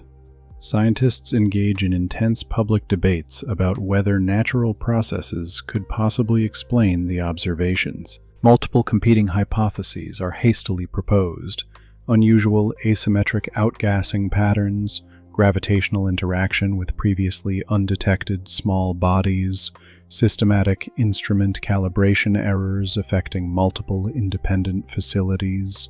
None of the proposed natural explanations fully account for all the observations. Week 2. Reluctant official acknowledgement. NASA holds a carefully managed press conference, extremely carefully worded official statement. We have observed unexpected trajectory changes in Object 3I Atlas. While we continue investigating potential natural explanations, we cannot definitively rule out other possibilities at this time. They deliberately don't use the words artificial or intelligence anywhere in the statement, but the implication is absolutely crystal clear to anyone paying attention. Global stock markets react immediately and dramatically. Initially, major indices drop 5 to 10% as uncertainty spikes sharply. Then they partially recover as investors gradually realize the immediate practical impact remains unclear and no immediate threat is apparent. Religious leaders worldwide issue public statements attempting to provide guidance. The Vatican calls for calm and reminds Catholics that the existence of extraterrestrial life doesn't contradict fundamental church doctrine. Evangelical Christian leaders split dramatically. Some interpret it as end times prophecy being fulfilled. Others embrace it as evidence of God's diverse creation throughout the cosmos. Week 3-4. The uncomfortable waiting game. I-Atlas is now demonstrably in Earth orbit, doing nothing obvious, just sitting there in space, possibly observing, but not communicating through any channel we can detect, not approaching closer, not doing anything overtly threatening or clearly friendly. Humanity fragments into predictable ideological factions. Welcomers. We should immediately attempt communication, send signals, launch a crewed mission to rendezvous with it, demonstrate peaceful intent. To defenders, it represents a potential threat. We should prepare weapon systems defensively, just in case hostile action occurs. Isolationists. Do absolutely nothing. Observe carefully, but don't interact. Let them make the first definitive move. M.V. Dyers. It's still completely natural, or it's an elaborate government hoax. Conspiracy theories explode across social media. Meanwhile, daily normal life continues because it has to. People still commute to work, children still attend schools, but the background existential anxiety is palpable and inescapable. Every news broadcast leads with Day 15 of the watch, or still no communication from object. It becomes the only story that matters. Amateur astronomers worldwide train every available telescope on it constantly. Some claim to see faint lights or subtle structural details. Others see nothing unusual beyond a faint dot. The object remains an completely inscrutable mystery, revealing nothing about its nature or intentions. Month 2-3. Adaptation to a new normal. Humans are remarkably, almost absurdly adaptable creatures. After several weeks of nothing dramatic happening, initial panic and anxiety gradually fade into a strange new normal routine. The object becomes part of everyday conversation. Late-night talk show hosts make jokes about it.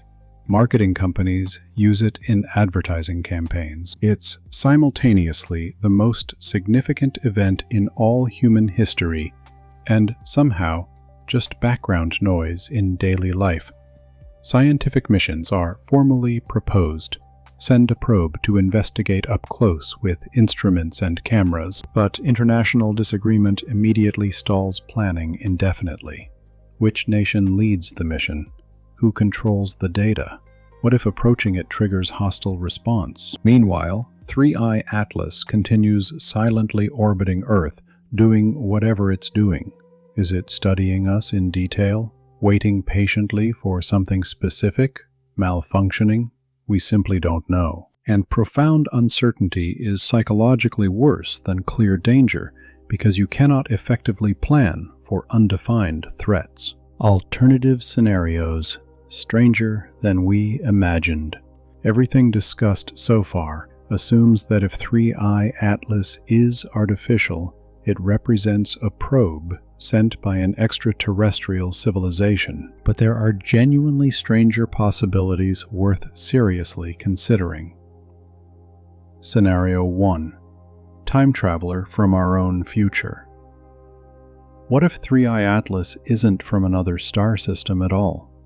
What if it's from our future? Time travel remains purely theoretical, but not physically impossible under certain interpretations of general relativity and quantum mechanics. If future humanity developed functional time travel technology and wanted to study critical periods in human history, sending a probe disguised as an interstellar object would be extraordinarily clever strategy. Why? Because appearing as an interstellar visitor completely avoids temporal paradoxes. If you arrived in an obviously futuristic spacecraft and openly announced, "We're from your future," you'd dramatically alter the timeline through that knowledge alone. But if you successfully mimic a natural comet and only subtly hint at intelligence through ambiguous signals, you can observe without causing major timeline disruption. The Fibonacci transmission could be a carefully calibrated signal to specific individuals in our present, people who would recognize the significance and understand how to respond appropriately without triggering mass panic. The precise timing with the Fátima anniversary suggests someone with complete detailed historical records deliberately chose that specific date. Future humans would possess comprehensive historical databases and could time their arrival with perfect precision. This also elegantly explains why the object doesn't communicate more openly. They literally cannot, because doing so would severely alter the timeline that led to their existence. A classic temporal paradox. Scenario 2. Ancient Automated von Neumann Probe. A von Neumann probe is a theoretical, self-replicating spacecraft concept. It travels to a star system, uses local raw materials and energy to construct copies of itself, then dispatches those copies to other nearby systems. One probe becomes 2, becomes 4, becomes 8, exponentially spreading across the galaxy through self-replication. If launched billions of years ago by a civilization that may now be extinct, these autonomous probes could theoretically fill the entire galaxy, silently observing every system with potential for biological life. Atlas might be exactly one such probe, ancient beyond comprehension, completely autonomous, faithfully following core programming written by beings who died millions or billions of years ago. It's not hostile or friendly in any meaningful sense. It's simply executing its fundamental directive with machine precision. Observe systematically, record comprehensively, replicate when necessary. The Fibonacci transmission might be its standard identifier broadcast, routinely reporting back to a homeworld that ceased to exist eons ago. This is simultaneously fascinating and profoundly sad, the last fading whisper of a dead civilization echoing meaninglessly through the void long after its creators turned to dust. Scenario 3. Interdimensional phenomenon. What if Interstellar represents a complete misinterpretation? What if 3I Atlas isn't actually traveling through three-dimensional space at all, but through additional spatial dimensions? Modern theoretical physics strongly suggests the existence of additional spatial dimensions beyond our directly perceived three. Objects might exist primarily in these higher dimensions, only occasionally intersecting with our familiar reality. Atlas's strange properties, the impossibly stable rotation, unusual albedo, unexplained trajectory anomalies, might be artifacts of how it interacts with our dimensional framework while existing partially in another. It's not a spacecraft in any conventional sense.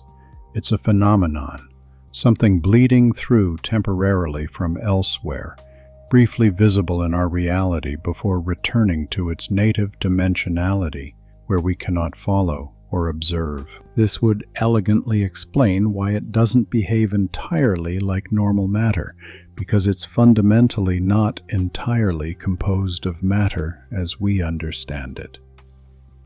Scenario 4. Living biological entity. Who says spacecraft must be mechanical constructions? Perhaps 3I Atlas is actually a life form, a space-dwelling organism naturally adapted through evolution to survive indefinitely in hard vacuum, intense radiation, and the cold of interstellar space. The Fibonacci pattern in its alleged light pulses could represent biological communication, analogous to whales singing complex songs across vast ocean distances. Its remarkably symmetrical rotation and unusually reflective surface might be evolved biological characteristics, protective coloration, thermal regulation mechanisms, or even reproductive display behaviors. We're desperately trying to categorize it as either natural comet or artificial probe, but maybe it's genuinely neither. Maybe it's alive in ways we've never imagined possible. This would fundamentally revolutionize our understanding of life itself, dramatically expanding the definition beyond planet-bound chemistry to include organisms that live, reproduce, and thrive in space itself. What we must do now. Regardless of what 3I Atlas actually represents, here's what matters most. We're living through a potential historical pivot point of unimaginable significance that we won't fully understand until it's already past. Human history is filled with pivot points that people experienced without recognizing their true importance. The invention of writing, agriculture, the printing press, electricity, computing, each seemed relatively incremental at the time, but they fundamentally reshaped human civilization in ways nobody could predict. Contact with extraterrestrial intelligence, if that's what this represents, would be the ultimate pivot point, a clear before and after moment, BCE and CE, but for all humanity, regardless of culture or belief. Or maybe 3I Atlas is just a very weird comet, and we've collectively hallucinated deep meaning into random natural variations. That's absolutely possible too, and perhaps even probable. The genuine challenge is learning to live productively in profound uncertainty, maintaining intellectual open-mindedness without sliding into credulity, maintaining healthy skepticism without hardening into cynicism. Practical actions you can take right now. If this story genuinely intrigues you, here are concrete practical actions. 1. Track it yourself.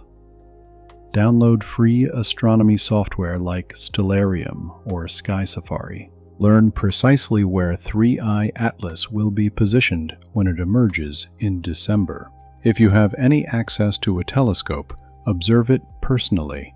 Never rely solely on official institutional sources. 2.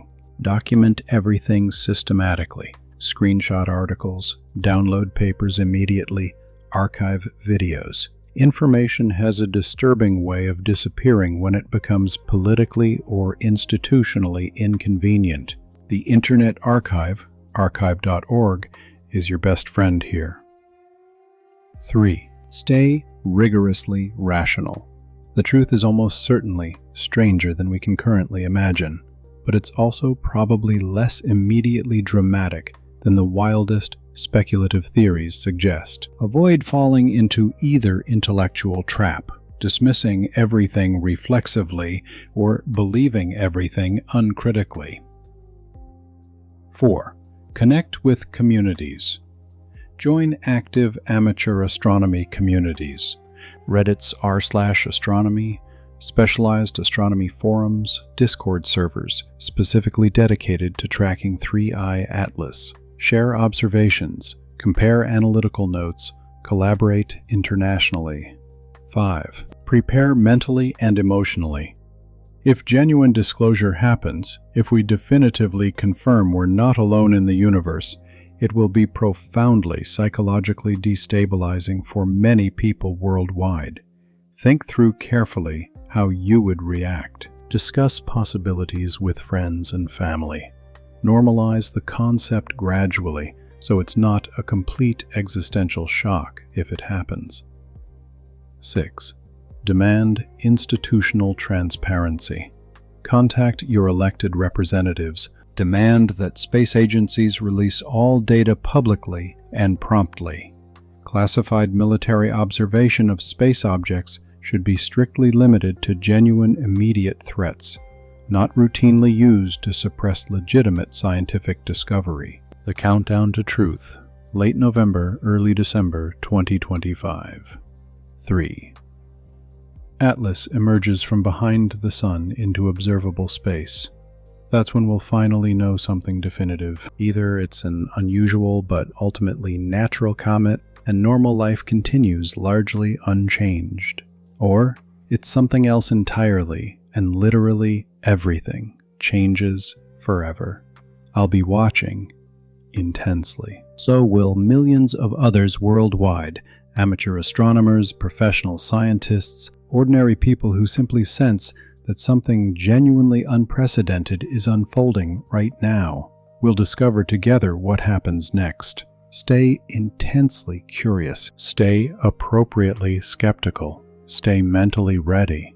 Because if the universe is finally about to whisper its deepest secrets to us, we absolutely need to be listening carefully. The psychology of pattern recognition. Why we see what we want to see. The human brain is fundamentally a pattern recognition machine running on approximately 20 watts of power, constantly searching for order within chaos. This evolved capability served our ancestors extraordinarily well, recognizing that 3 parallel claw marks on a tree trunk meant a predator was nearby, that certain cloud formations reliably predicted rain, that specific behavior patterns in prey animals signaled approaching danger. These pattern matching abilities kept early humans alive. But in our modern world, especially when confronted with ambiguous astronomical data and allegedly cryptic signals from interstellar objects, that same sophisticated machinery can lead us dramatically astray, finding deep meaning where none genuinely exists, or perhaps, more troublingly, completely missing meaning that's actually there waiting to be discovered. Apophenia is the technical psychological term for perceiving patterns or connections in random, meaningless data.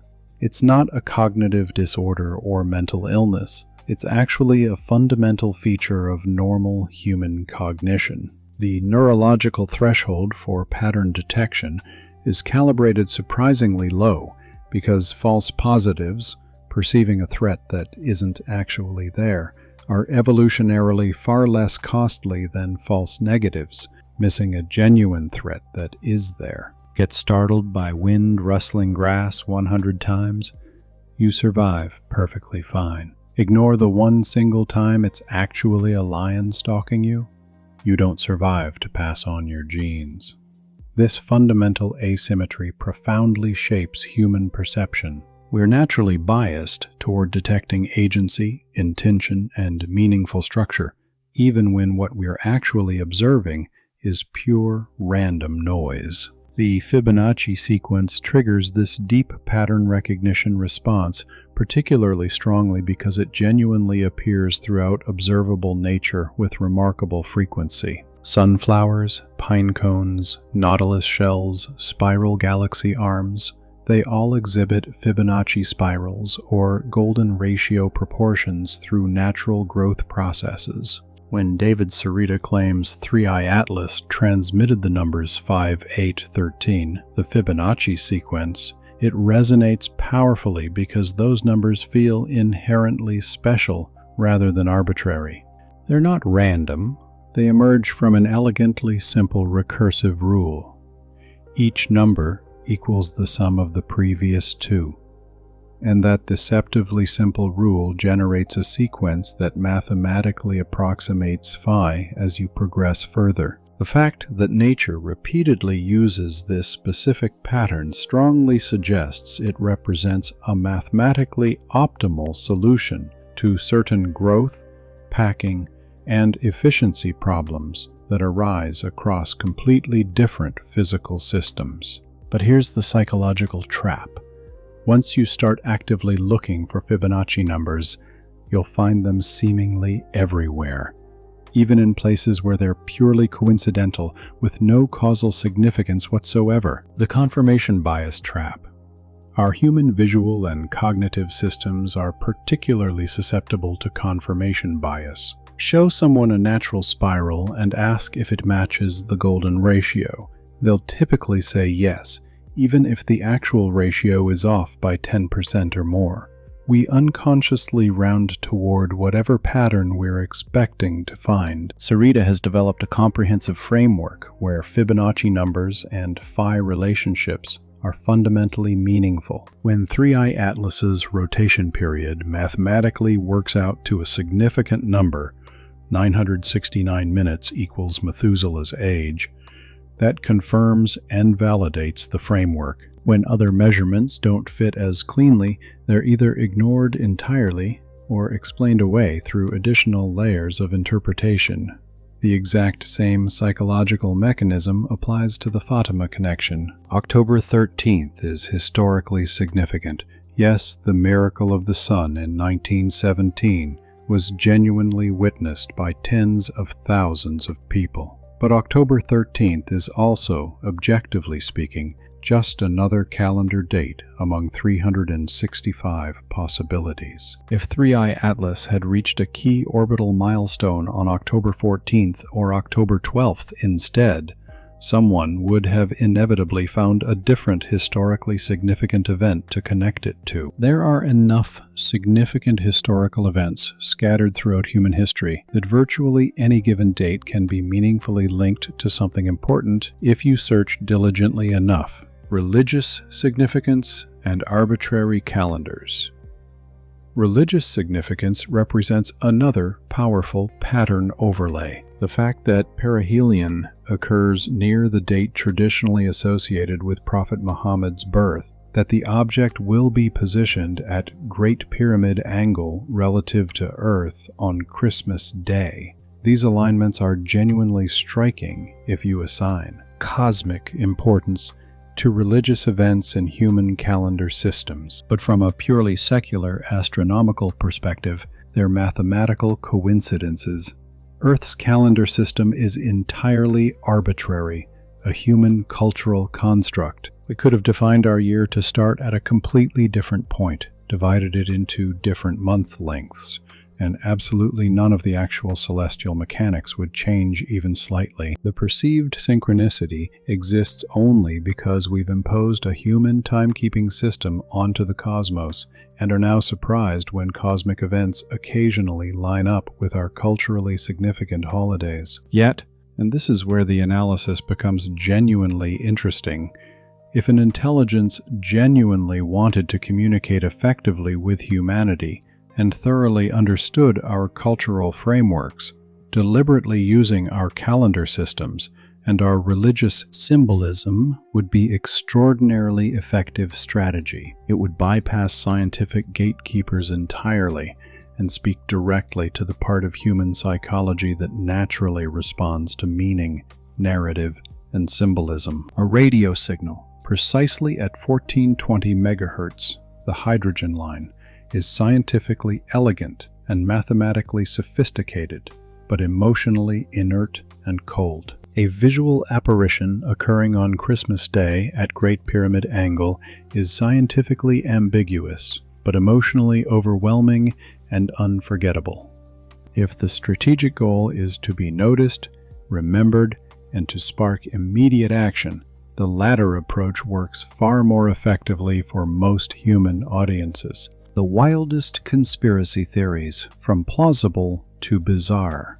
Every major anomalous event inevitably attracts a constellation of theories, ranging from scientifically plausible to utterly bizarre. iAtlas is absolutely no exception. The sheer variety and creativity of speculation surrounding this object might genuinely be unprecedented. We've got ancient alien gods returning, biblical end times prophecy fulfillment, multi-layered government cover-ups, AI-translated messages allegedly decoded from space, staged fake alien invasions as social control, and elaborate theories connecting it to everything from the Knights Templar to the infamous Philadelphia experiment. Some of this represents serious speculation from intelligent people genuinely trying to make sense of legitimately anomalous data.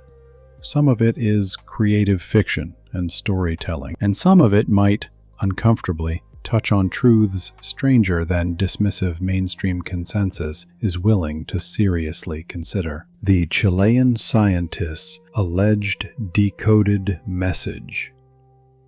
Let's start with a viral claim from late September about Chilean scientists. According to posts spreading rapidly across multiple social media platforms, scientists in Chile, using Atlas telescope data combined with AI analysis, supposedly decoded an actual message from 3I Atlas.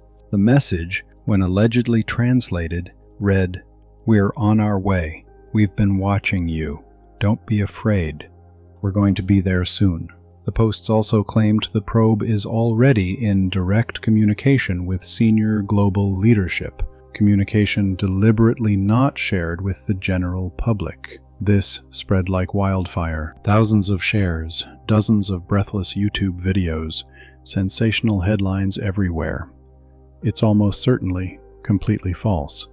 No credible source has confirmed any aspect of it. The original viral post provides zero verifiable details, no names of scientists, no links to actual papers or press releases, no institutional affiliations. It has all the classic hallmarks of creative fiction specifically designed to go viral on social media. But here's precisely why it gained such powerful traction. The message is psychologically perfect. It addresses primal fear, don't be afraid. It confirms existing suspicions, we've been watching you. And it promises imminent contact with urgency. We're going to be there soon. Those three psychological elements, reassurance, validation, and urgency, are exactly what people primed by months of speculation desperately want to hear. Whether it's objectively true becomes almost secondary to whether it subjectively feels true. Government cover-ups and secret communication. The claim about communication with senior global leadership taps directly into another deep vein of conspiracy thought, the idea that governments systematically know far more than they publicly reveal, that there exists a secret group with exclusive access to information the general public never sees. This is disclosure, with a capital D, the theory that extraterrestrial contact has already occurred and is being carefully managed in secret to avoid triggering widespread panic, economic collapse, or social breakdown. In this interpretive framework, public statements from officials denying anything unusual is completely expected behavior. Of course they deny it publicly. Confirming it openly would immediately cause stock market crashes, profound religious crises, and mass psychological hysteria. So instead, they prepare quietly, in secret, brief world leaders through classified channels, coordinate international responses, and feed the general public a carefully controlled narrative with strategic information management. Is this actually happening with 3I Atlas? Almost certainly not. But the fact that a journalist publicly asked White House Deputy Chief of Staff Stephen Miller on national television whether the president had been personally briefed demonstrates the concept has reached mainstream political discourse. That specific question wouldn't have been asked on national TV if it were considered obviously absurd or completely outside acceptable bounds. The journalist asking it clearly thought it represented a legitimate inquiry worth pursuing publicly. That fundamental shift from fringe conspiracy theory to mentionable mainstream topic is genuinely significant. It means the Overton window, the range of acceptable political discussion, has measurably moved. Extraterrestrial contact is now, at least within the bounds of semi-serious consideration for significant audiences. The Anunnaki Return Theory. Kerry Cassidy and Project Camelot have been covering 3I Atlas extensively, explicitly framing it as the prophesied return of the Anunnaki. For those unfamiliar, the Anunnaki were deities in ancient Sumerian and Mesopotamian mythology, often interpreted by alternative historians like Zecharia Sitchin as extraterrestrial beings who allegedly visited Earth in deep antiquity and genetically engineered anatomically modern humans. Sitchin's controversial work, based on his personal interpretations of cuneiform texts, claimed the Anunnaki originated from a planet called Nibiru, with a highly elliptical 3,600-year orbit that periodically brings it into the inner solar system. Cassidy's specific claim is that 3I Atlas is either Nibiru itself or represents a spacecraft associated with it, and that the entity Marduk, chief god of ancient Babylon and later associated with Jupiter, is actively returning to Earth right now. This ties directly into ancient prophecy beliefs.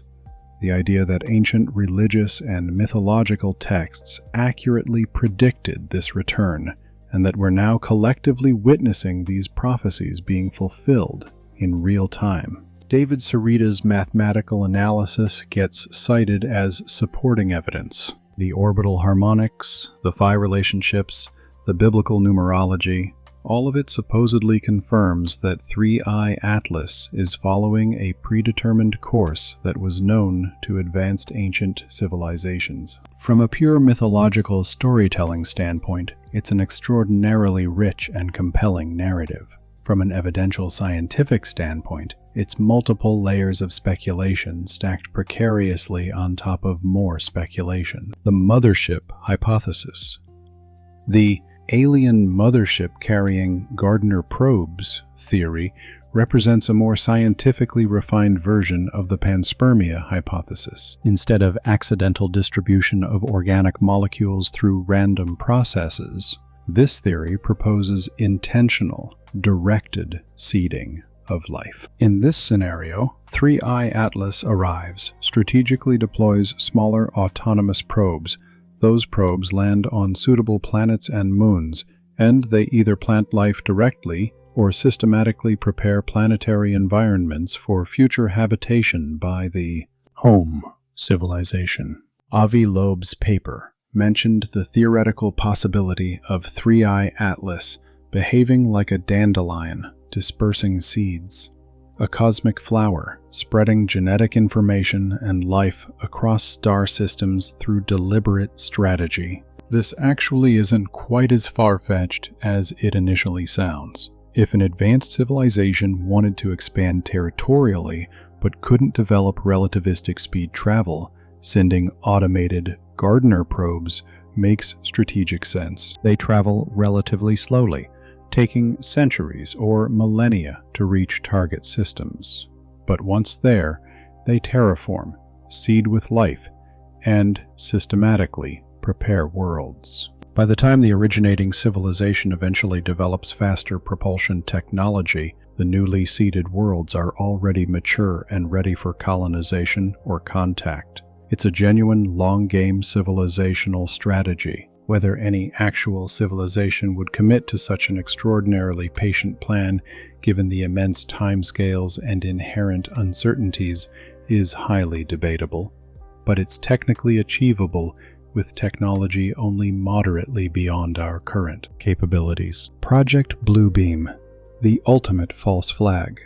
Project Bluebeam is the granddaddy of all fake alien invasion conspiracy theories. Originally proposed by Canadian journalist Serge Monast in the mid-1990s, it claims that global elites are planning to stage an elaborate false alien contact event using advanced holographic technology, secret aircraft, and comprehensive media manipulation. The alleged goal?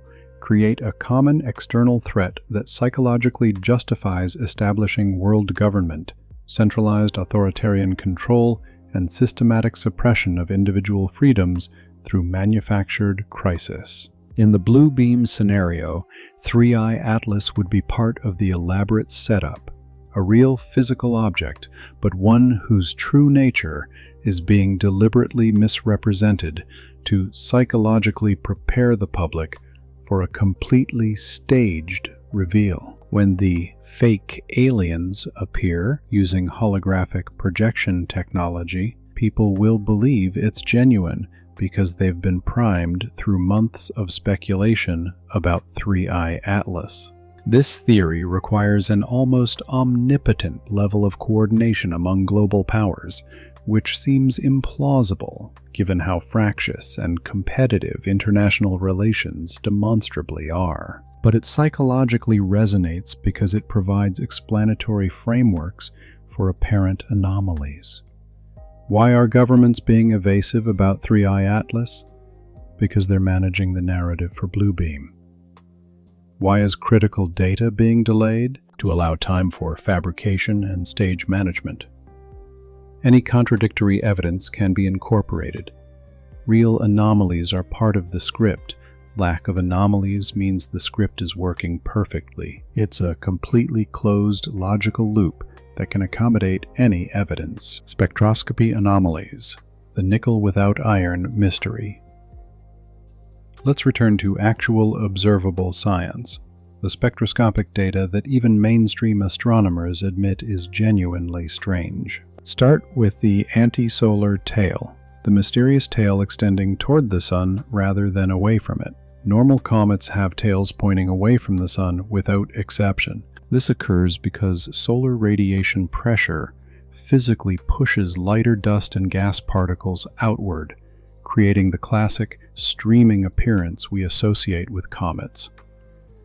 It's fundamental, well-understood physics. Photons from the sun carry momentum, and when they strike particles in the coma, they transfer that momentum away from the star.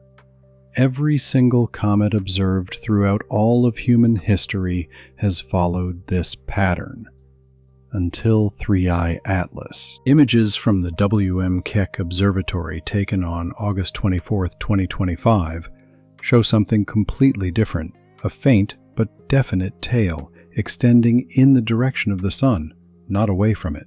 Researchers at the University of Hawaii, who carefully analyzed the Keck data, confirmed it. This anti-solar tail, as they're calling it, extends for hundreds of miles sunward from the nucleus. The proposed conventional explanation. Larger, heavier dust particles are being ejected from the sun-facing side of the nucleus with sufficient velocity that they briefly travel toward the sun before solar radiation and gravity eventually curve them back.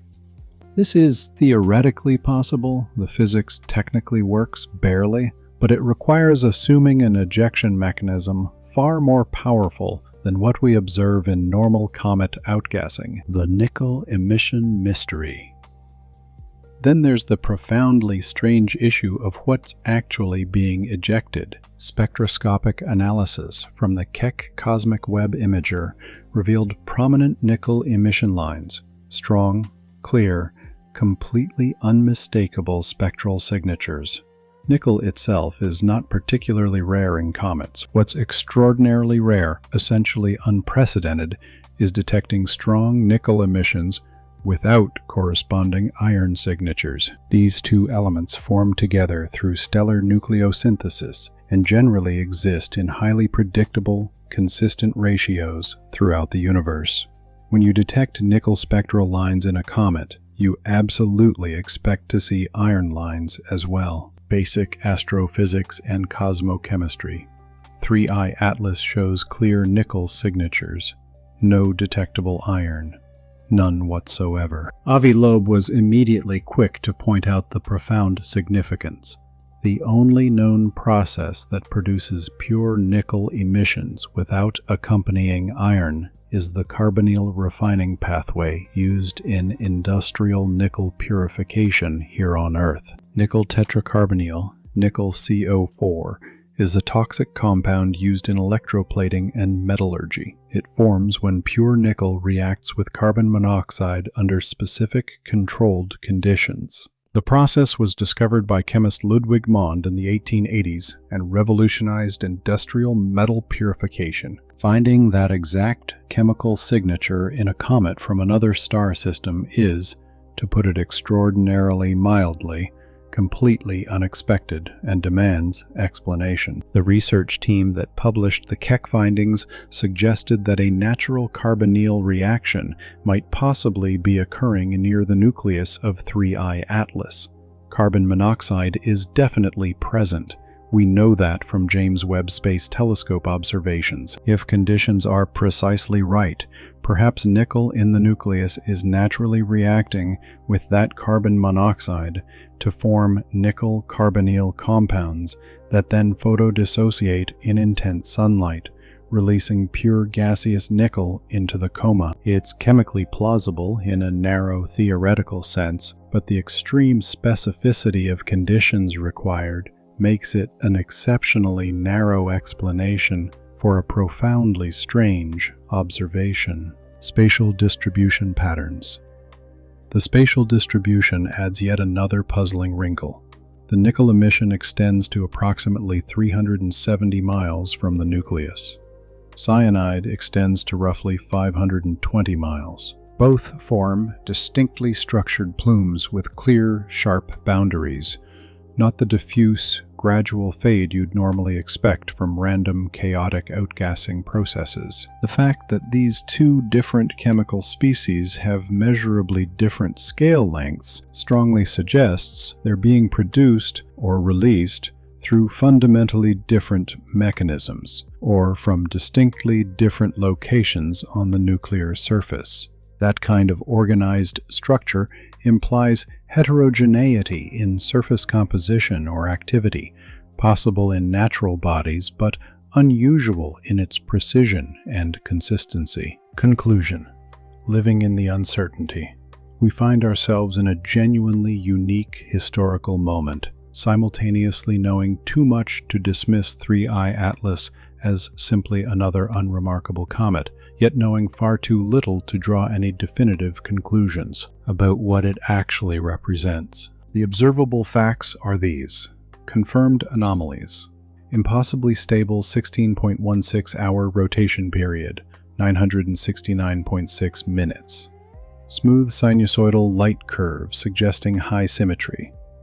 Albedo 2 to 3 times higher than typical comets. Minimal tail development, despite close solar approach. Measurable trajectory adjustments inconsistent with observed outgassing. Anti-solar tail extending toward the sun. Strong nickel emissions without corresponding iron. Structured chemical plumes with sharp boundaries. Suspicious timing. High-rise camera failure immediately before Mars flyby. Government shutdown furloughing NASA personnel during critical observation window. SDO offline on October 13th, Fátima anniversary. Object positioned behind sun during most critical analysis period. Compelling but unverified claims. Fibonacci pulse sequence transmission on October 13th. Multiple amateur observers reporting anomalous flashes. unidentified secondary object maintaining formation. Military satellite, repositioning for enhanced observation. Each individual item might have a conventional explanation. The antisolar tail could be unusual but natural outgassing dynamics. The nickel without iron could be an extremely rare but natural carbonyl process.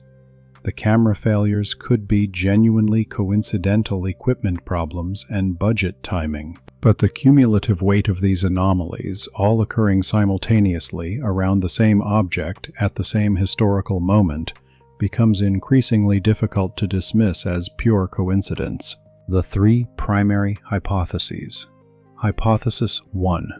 Exotic but natural comet. Probability, apparently 70%. 3I Atlas is genuinely a natural object, an interstellar comet with unusual but explicable properties. Its strange characteristics result from formation in a different stellar system, with different chemical abundances, different temperature regimes, and different radiation environments than our own solar system. We're simply unfamiliar with the full range of natural comet variability because we've only closely studied objects from our own system. The anomalies aren't evidence of artificiality, they're evidence of our limited experience with interstellar objects. Hypothesis 2. Artificial probe or technology. Probability 20%. 3I Atlas is artificial, either a probe sent deliberately by another civilization, an ancient von Neumann probe executing programming from a long-dead civilization, or something from our own future studying this historical period. The trajectory adjustments, unusual spectroscopy, and timing suggest deliberate design rather than random chance. The Fibonacci sequence, if genuine, would represent unambiguous proof of intelligence. Hypothesis 3. Something we don't yet have categories for. Probability 10%. I-Atlas represents a phenomenon that doesn't fit our existing categories of natural or artificial.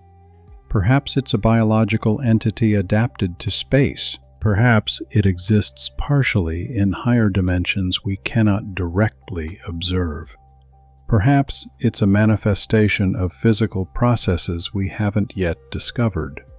The most honest scientific position is, we don't know yet.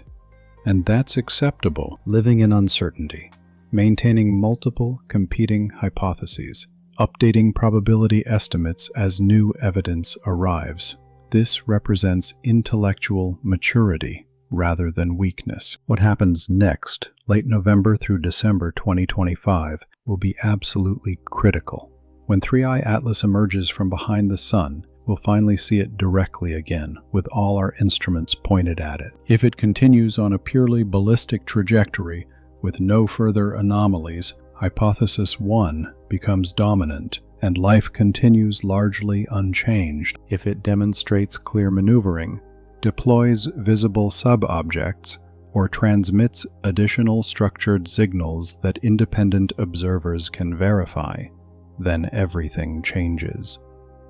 The amateur astronomy community worldwide is ready. Observation campaigns are coordinated. Resources are pooled. The moment it becomes visible, hundreds of telescopes will be tracking it continuously. Whatever 3I Atlas truly is, whatever it represents, we're about to find out together. Final thoughts for the deeply curious. If you've read this far, you're clearly someone who thinks deeply about these questions. Here's what I'd encourage. Stay curious. The universe is stranger than we imagine, and probably stranger than we can imagine. Maintain wonder. Stay skeptical. Demand evidence. Question claims, but question your skepticism too. Sometimes the extraordinary explanation is correct. Stay ready. Whether 3I Atlas turns out to be a comet, a probe, or something entirely different, the questions it raises matter. What would contact mean? How would we respond? Who are we as a species? Stay connected. We're all in this together, every human on this planet, watching the sky, waiting for answers. The countdown has begun. December approaches. Truth is coming, whether we're ready or not. The Epstein Files, Distraction Theory. One of the more cynical theories suggests the entire 3i Atlas story was deliberately floated by intelligence agencies to strategically divert public attention from politically damaging revelations, specifically the Jeffrey Epstein document releases. The timing does seem suspicious on surface examination. 3i Atlas, discovered and announced in July. Epstein-related documents released around the same period. Major competing news cycles fighting for limited public attention bandwidth. In this cynical worldview, astronomical phenomena become sophisticated tools of information warfare. Need a politically embarrassing story buried? Release something sufficiently exotic and mysterious to completely dominate news headlines for weeks or months. Avi Loeb addressed this specific theory directly, pointing out that 3i Atlas is an actual physical object observable by literally anyone with a decent telescope. It exists completely independently of terrestrial political concerns. The fact that its discovery coincidentally aligned with other major news events is just that, pure coincidence without causal connection. But the theory persists stubbornly because it fits perfectly into a worldview where absolutely nothing significant happens randomly, where powerful shadowy actors systematically manipulate everything, where the surface narrative always conceals deeper, hidden truths. It's psychologically exhausting to maintain that worldview constantly, but it's also seductive. It makes you feel uniquely informed and awake, while everyone else remains blindly asleep. Occam's razor, the simplest explanation. Occam's razor, the principle that the simplest explanation is usually correct, suggests the most straightforward interpretation. Atlas is simply a comet, albeit one with admittedly weird properties, because comets are naturally highly variable objects, and people are dramatically overinterpreting limited, ambiguous data. But Occam's razor is a useful heuristic guideline, not an absolute physical law. The simplest explanation is often correct, but certainly not always correct in every situation, and in specific situations involving intelligence, whether human or non-human, simple explanations can systematically miss deliberate deception by design. If you're actively trying to hide an artificial probe, you'd deliberately make it look like a natural comet. If you're trying to carefully manage public psychological reaction to potential contact, you'd release data slowly and ambiguously. Both deceptive strategies make the simple explanation, it's just a comet and the government is just bureaucratically slow, appear superficially correct, even when they're fundamentally wrong. Distinguishing real conspiracies from pattern seeking.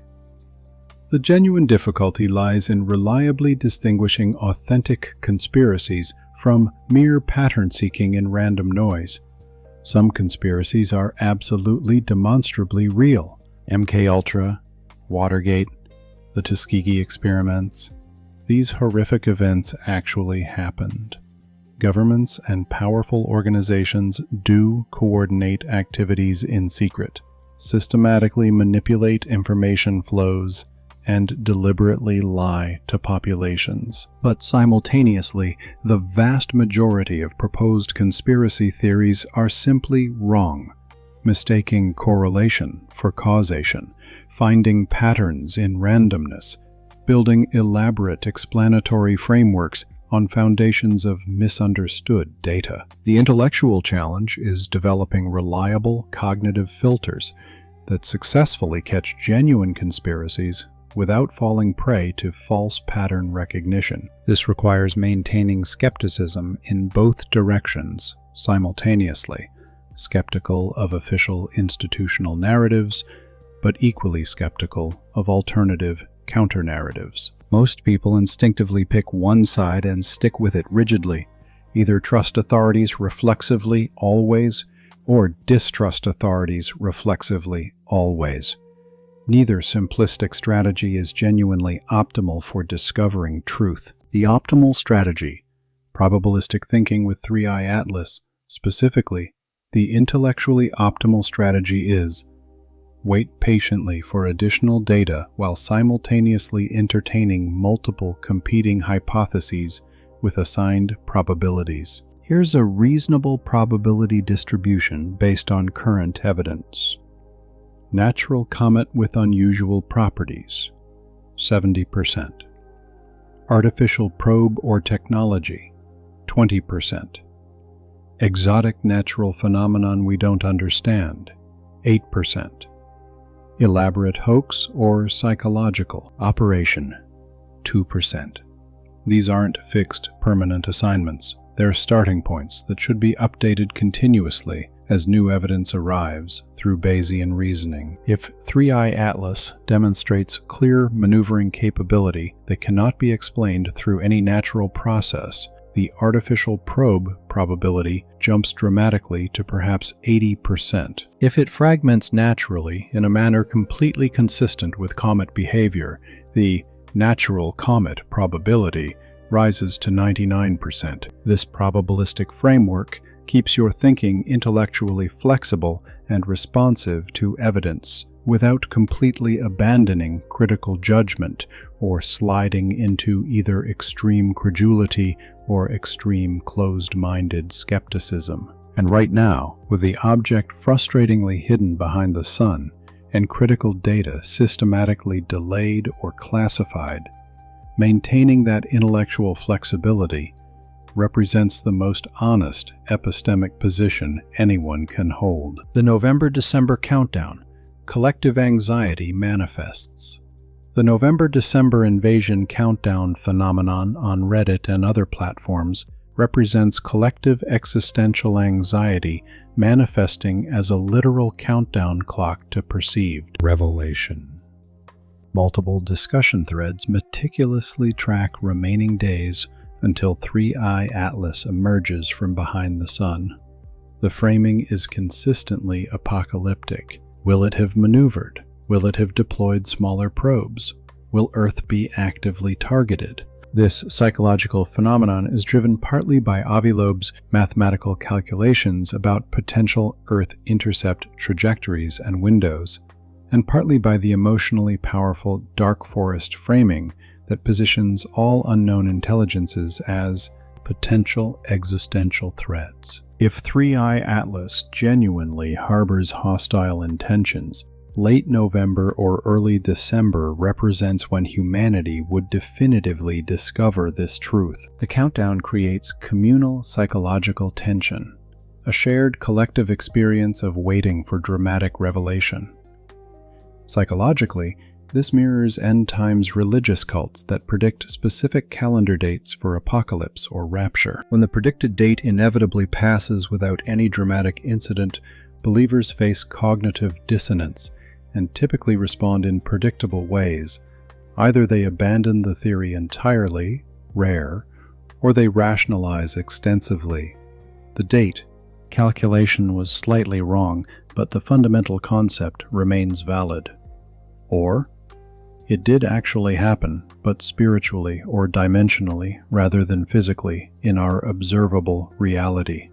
The extreme flexibility of these interpretive frameworks allows virtually any observable outcome to be accommodated and integrated without falsifying the core underlying belief system. If 3i Atlas does nothing particularly unusual after emerging, the response will predictably be, it's still waiting for something, or it already completed its covert mission, or the real significant event was deliberately hidden from public observation.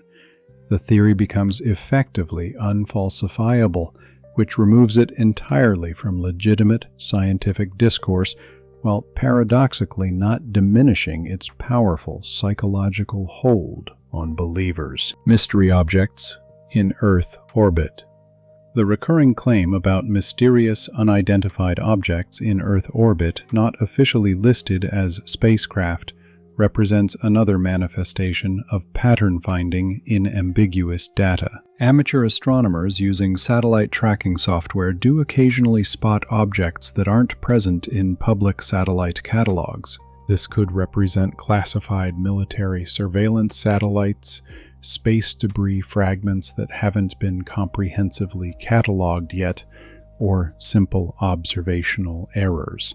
But in the specific context of 3I Atlas speculation, these observations get interpreted as deployed subprobes. If 3I Atlas covertly deployed smaller reconnaissance craft months ago, before we were paying close attention, those craft could theoretically now be in Earth orbit, systematically observing us. There's no hard empirical evidence supporting this scenario. Satellite tracking communities are remarkably thorough and comprehensive, and if there were genuinely anomalous objects exhibiting intelligent behavior, they would be extensively documented and analyzed. But the claim persists because it's fundamentally difficult to prove a negative.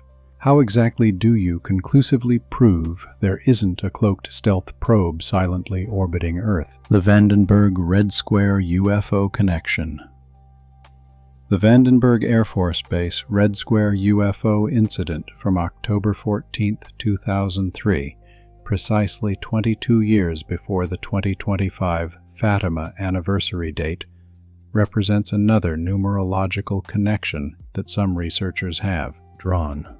On that specific date, multiple credible witnesses, including military personnel, reported observing a massive, geometric, red square-shaped object in the sky near Vandenberg.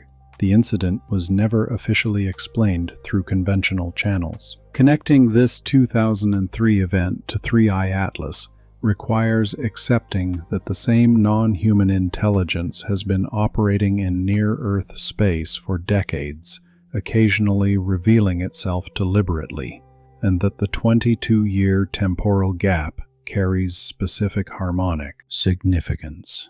In Sereda's numerological framework, this relates to harmonic frequency relationships and Fátima symbolism, since October 14th falls exactly one day after October 13th.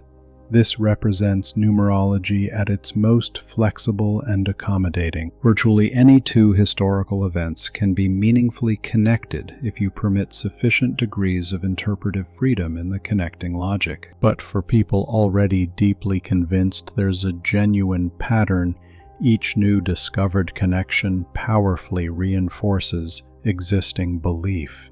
It becomes a self-reinforcing web of meaning where every thread supports and validates every other thread. Pulling on one thread doesn't collapse the entire web, it just causes it to tighten and strengthen elsewhere. This makes the overarching theory remarkably resilient to falsification, but simultaneously makes it essentially untestable through normal scientific methodology. If literally everything can be connected to everything else, then nothing can genuinely falsify the proposed connections. Final philosophical reflections. We find ourselves living through a genuinely unique moment in human history, one where we know simultaneously too much to simply dismiss 3I Atlas as unremarkable, yet far too little to draw any definitive conclusions about its true nature. The observable, documented facts create a compelling case for continued, serious investigation. But separating genuine signal from psychological noise, distinguishing real anomalies from pattern seeking and randomness, requires maintaining uncomfortable intellectual tension. 3 core truths to remember. Truth 1. We are pattern-seeking creatures. Humans evolved to see patterns, find meaning, construct narratives. This capability kept our ancestors alive, but it also makes us vulnerable to seeing connections that don't objectively exist, finding intention where there's only randomness. Truth 2. Some patterns are genuinely real. Not every anomaly is explained away by psychology. Sometimes the improbable explanation is actually correct. Sometimes the pattern is real. The connection is meaningful. The signal is genuine rather than noise. Truth 3. We won't know until we know. Certainty is comforting but often illusory. The most intellectually honest position acknowledges profound uncertainty while remaining open to evidence in whatever direction it leads. What comes next? Late November through December 2025 will answer some questions while inevitably raising new ones.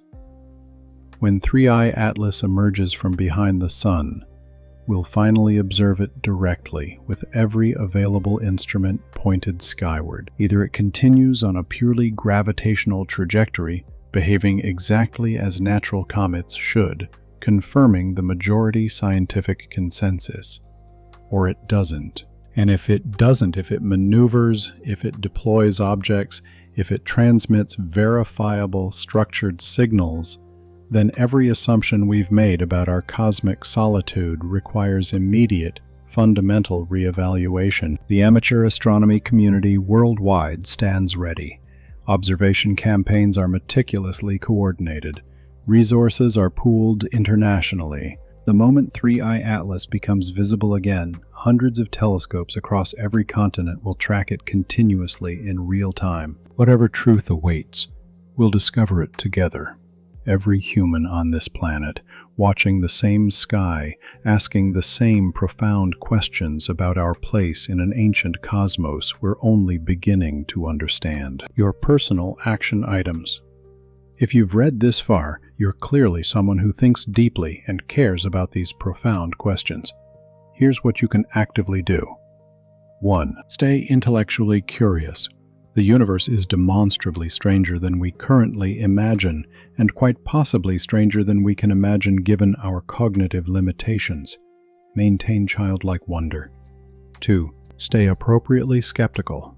Demand rigorous evidence. Question extraordinary claims, but also question your own skepticism. Sometimes the extraordinary explanation actually is correct. 3. Stay mentally prepared. Whether 3i Atlas ultimately proves to be a comet, an artificial probe, or something we don't yet have conceptual categories for, the questions it raises profoundly matter. What would confirmed contact mean? How would humanity respond? Who are we as a species? 4. Stay connected to others. We're all experiencing this together, every human on Earth watching the sky, waiting for answers, hoping for truth. The countdown to clarity has begun. December approaches inexorably. Truth is coming, whether humanity is ready or not.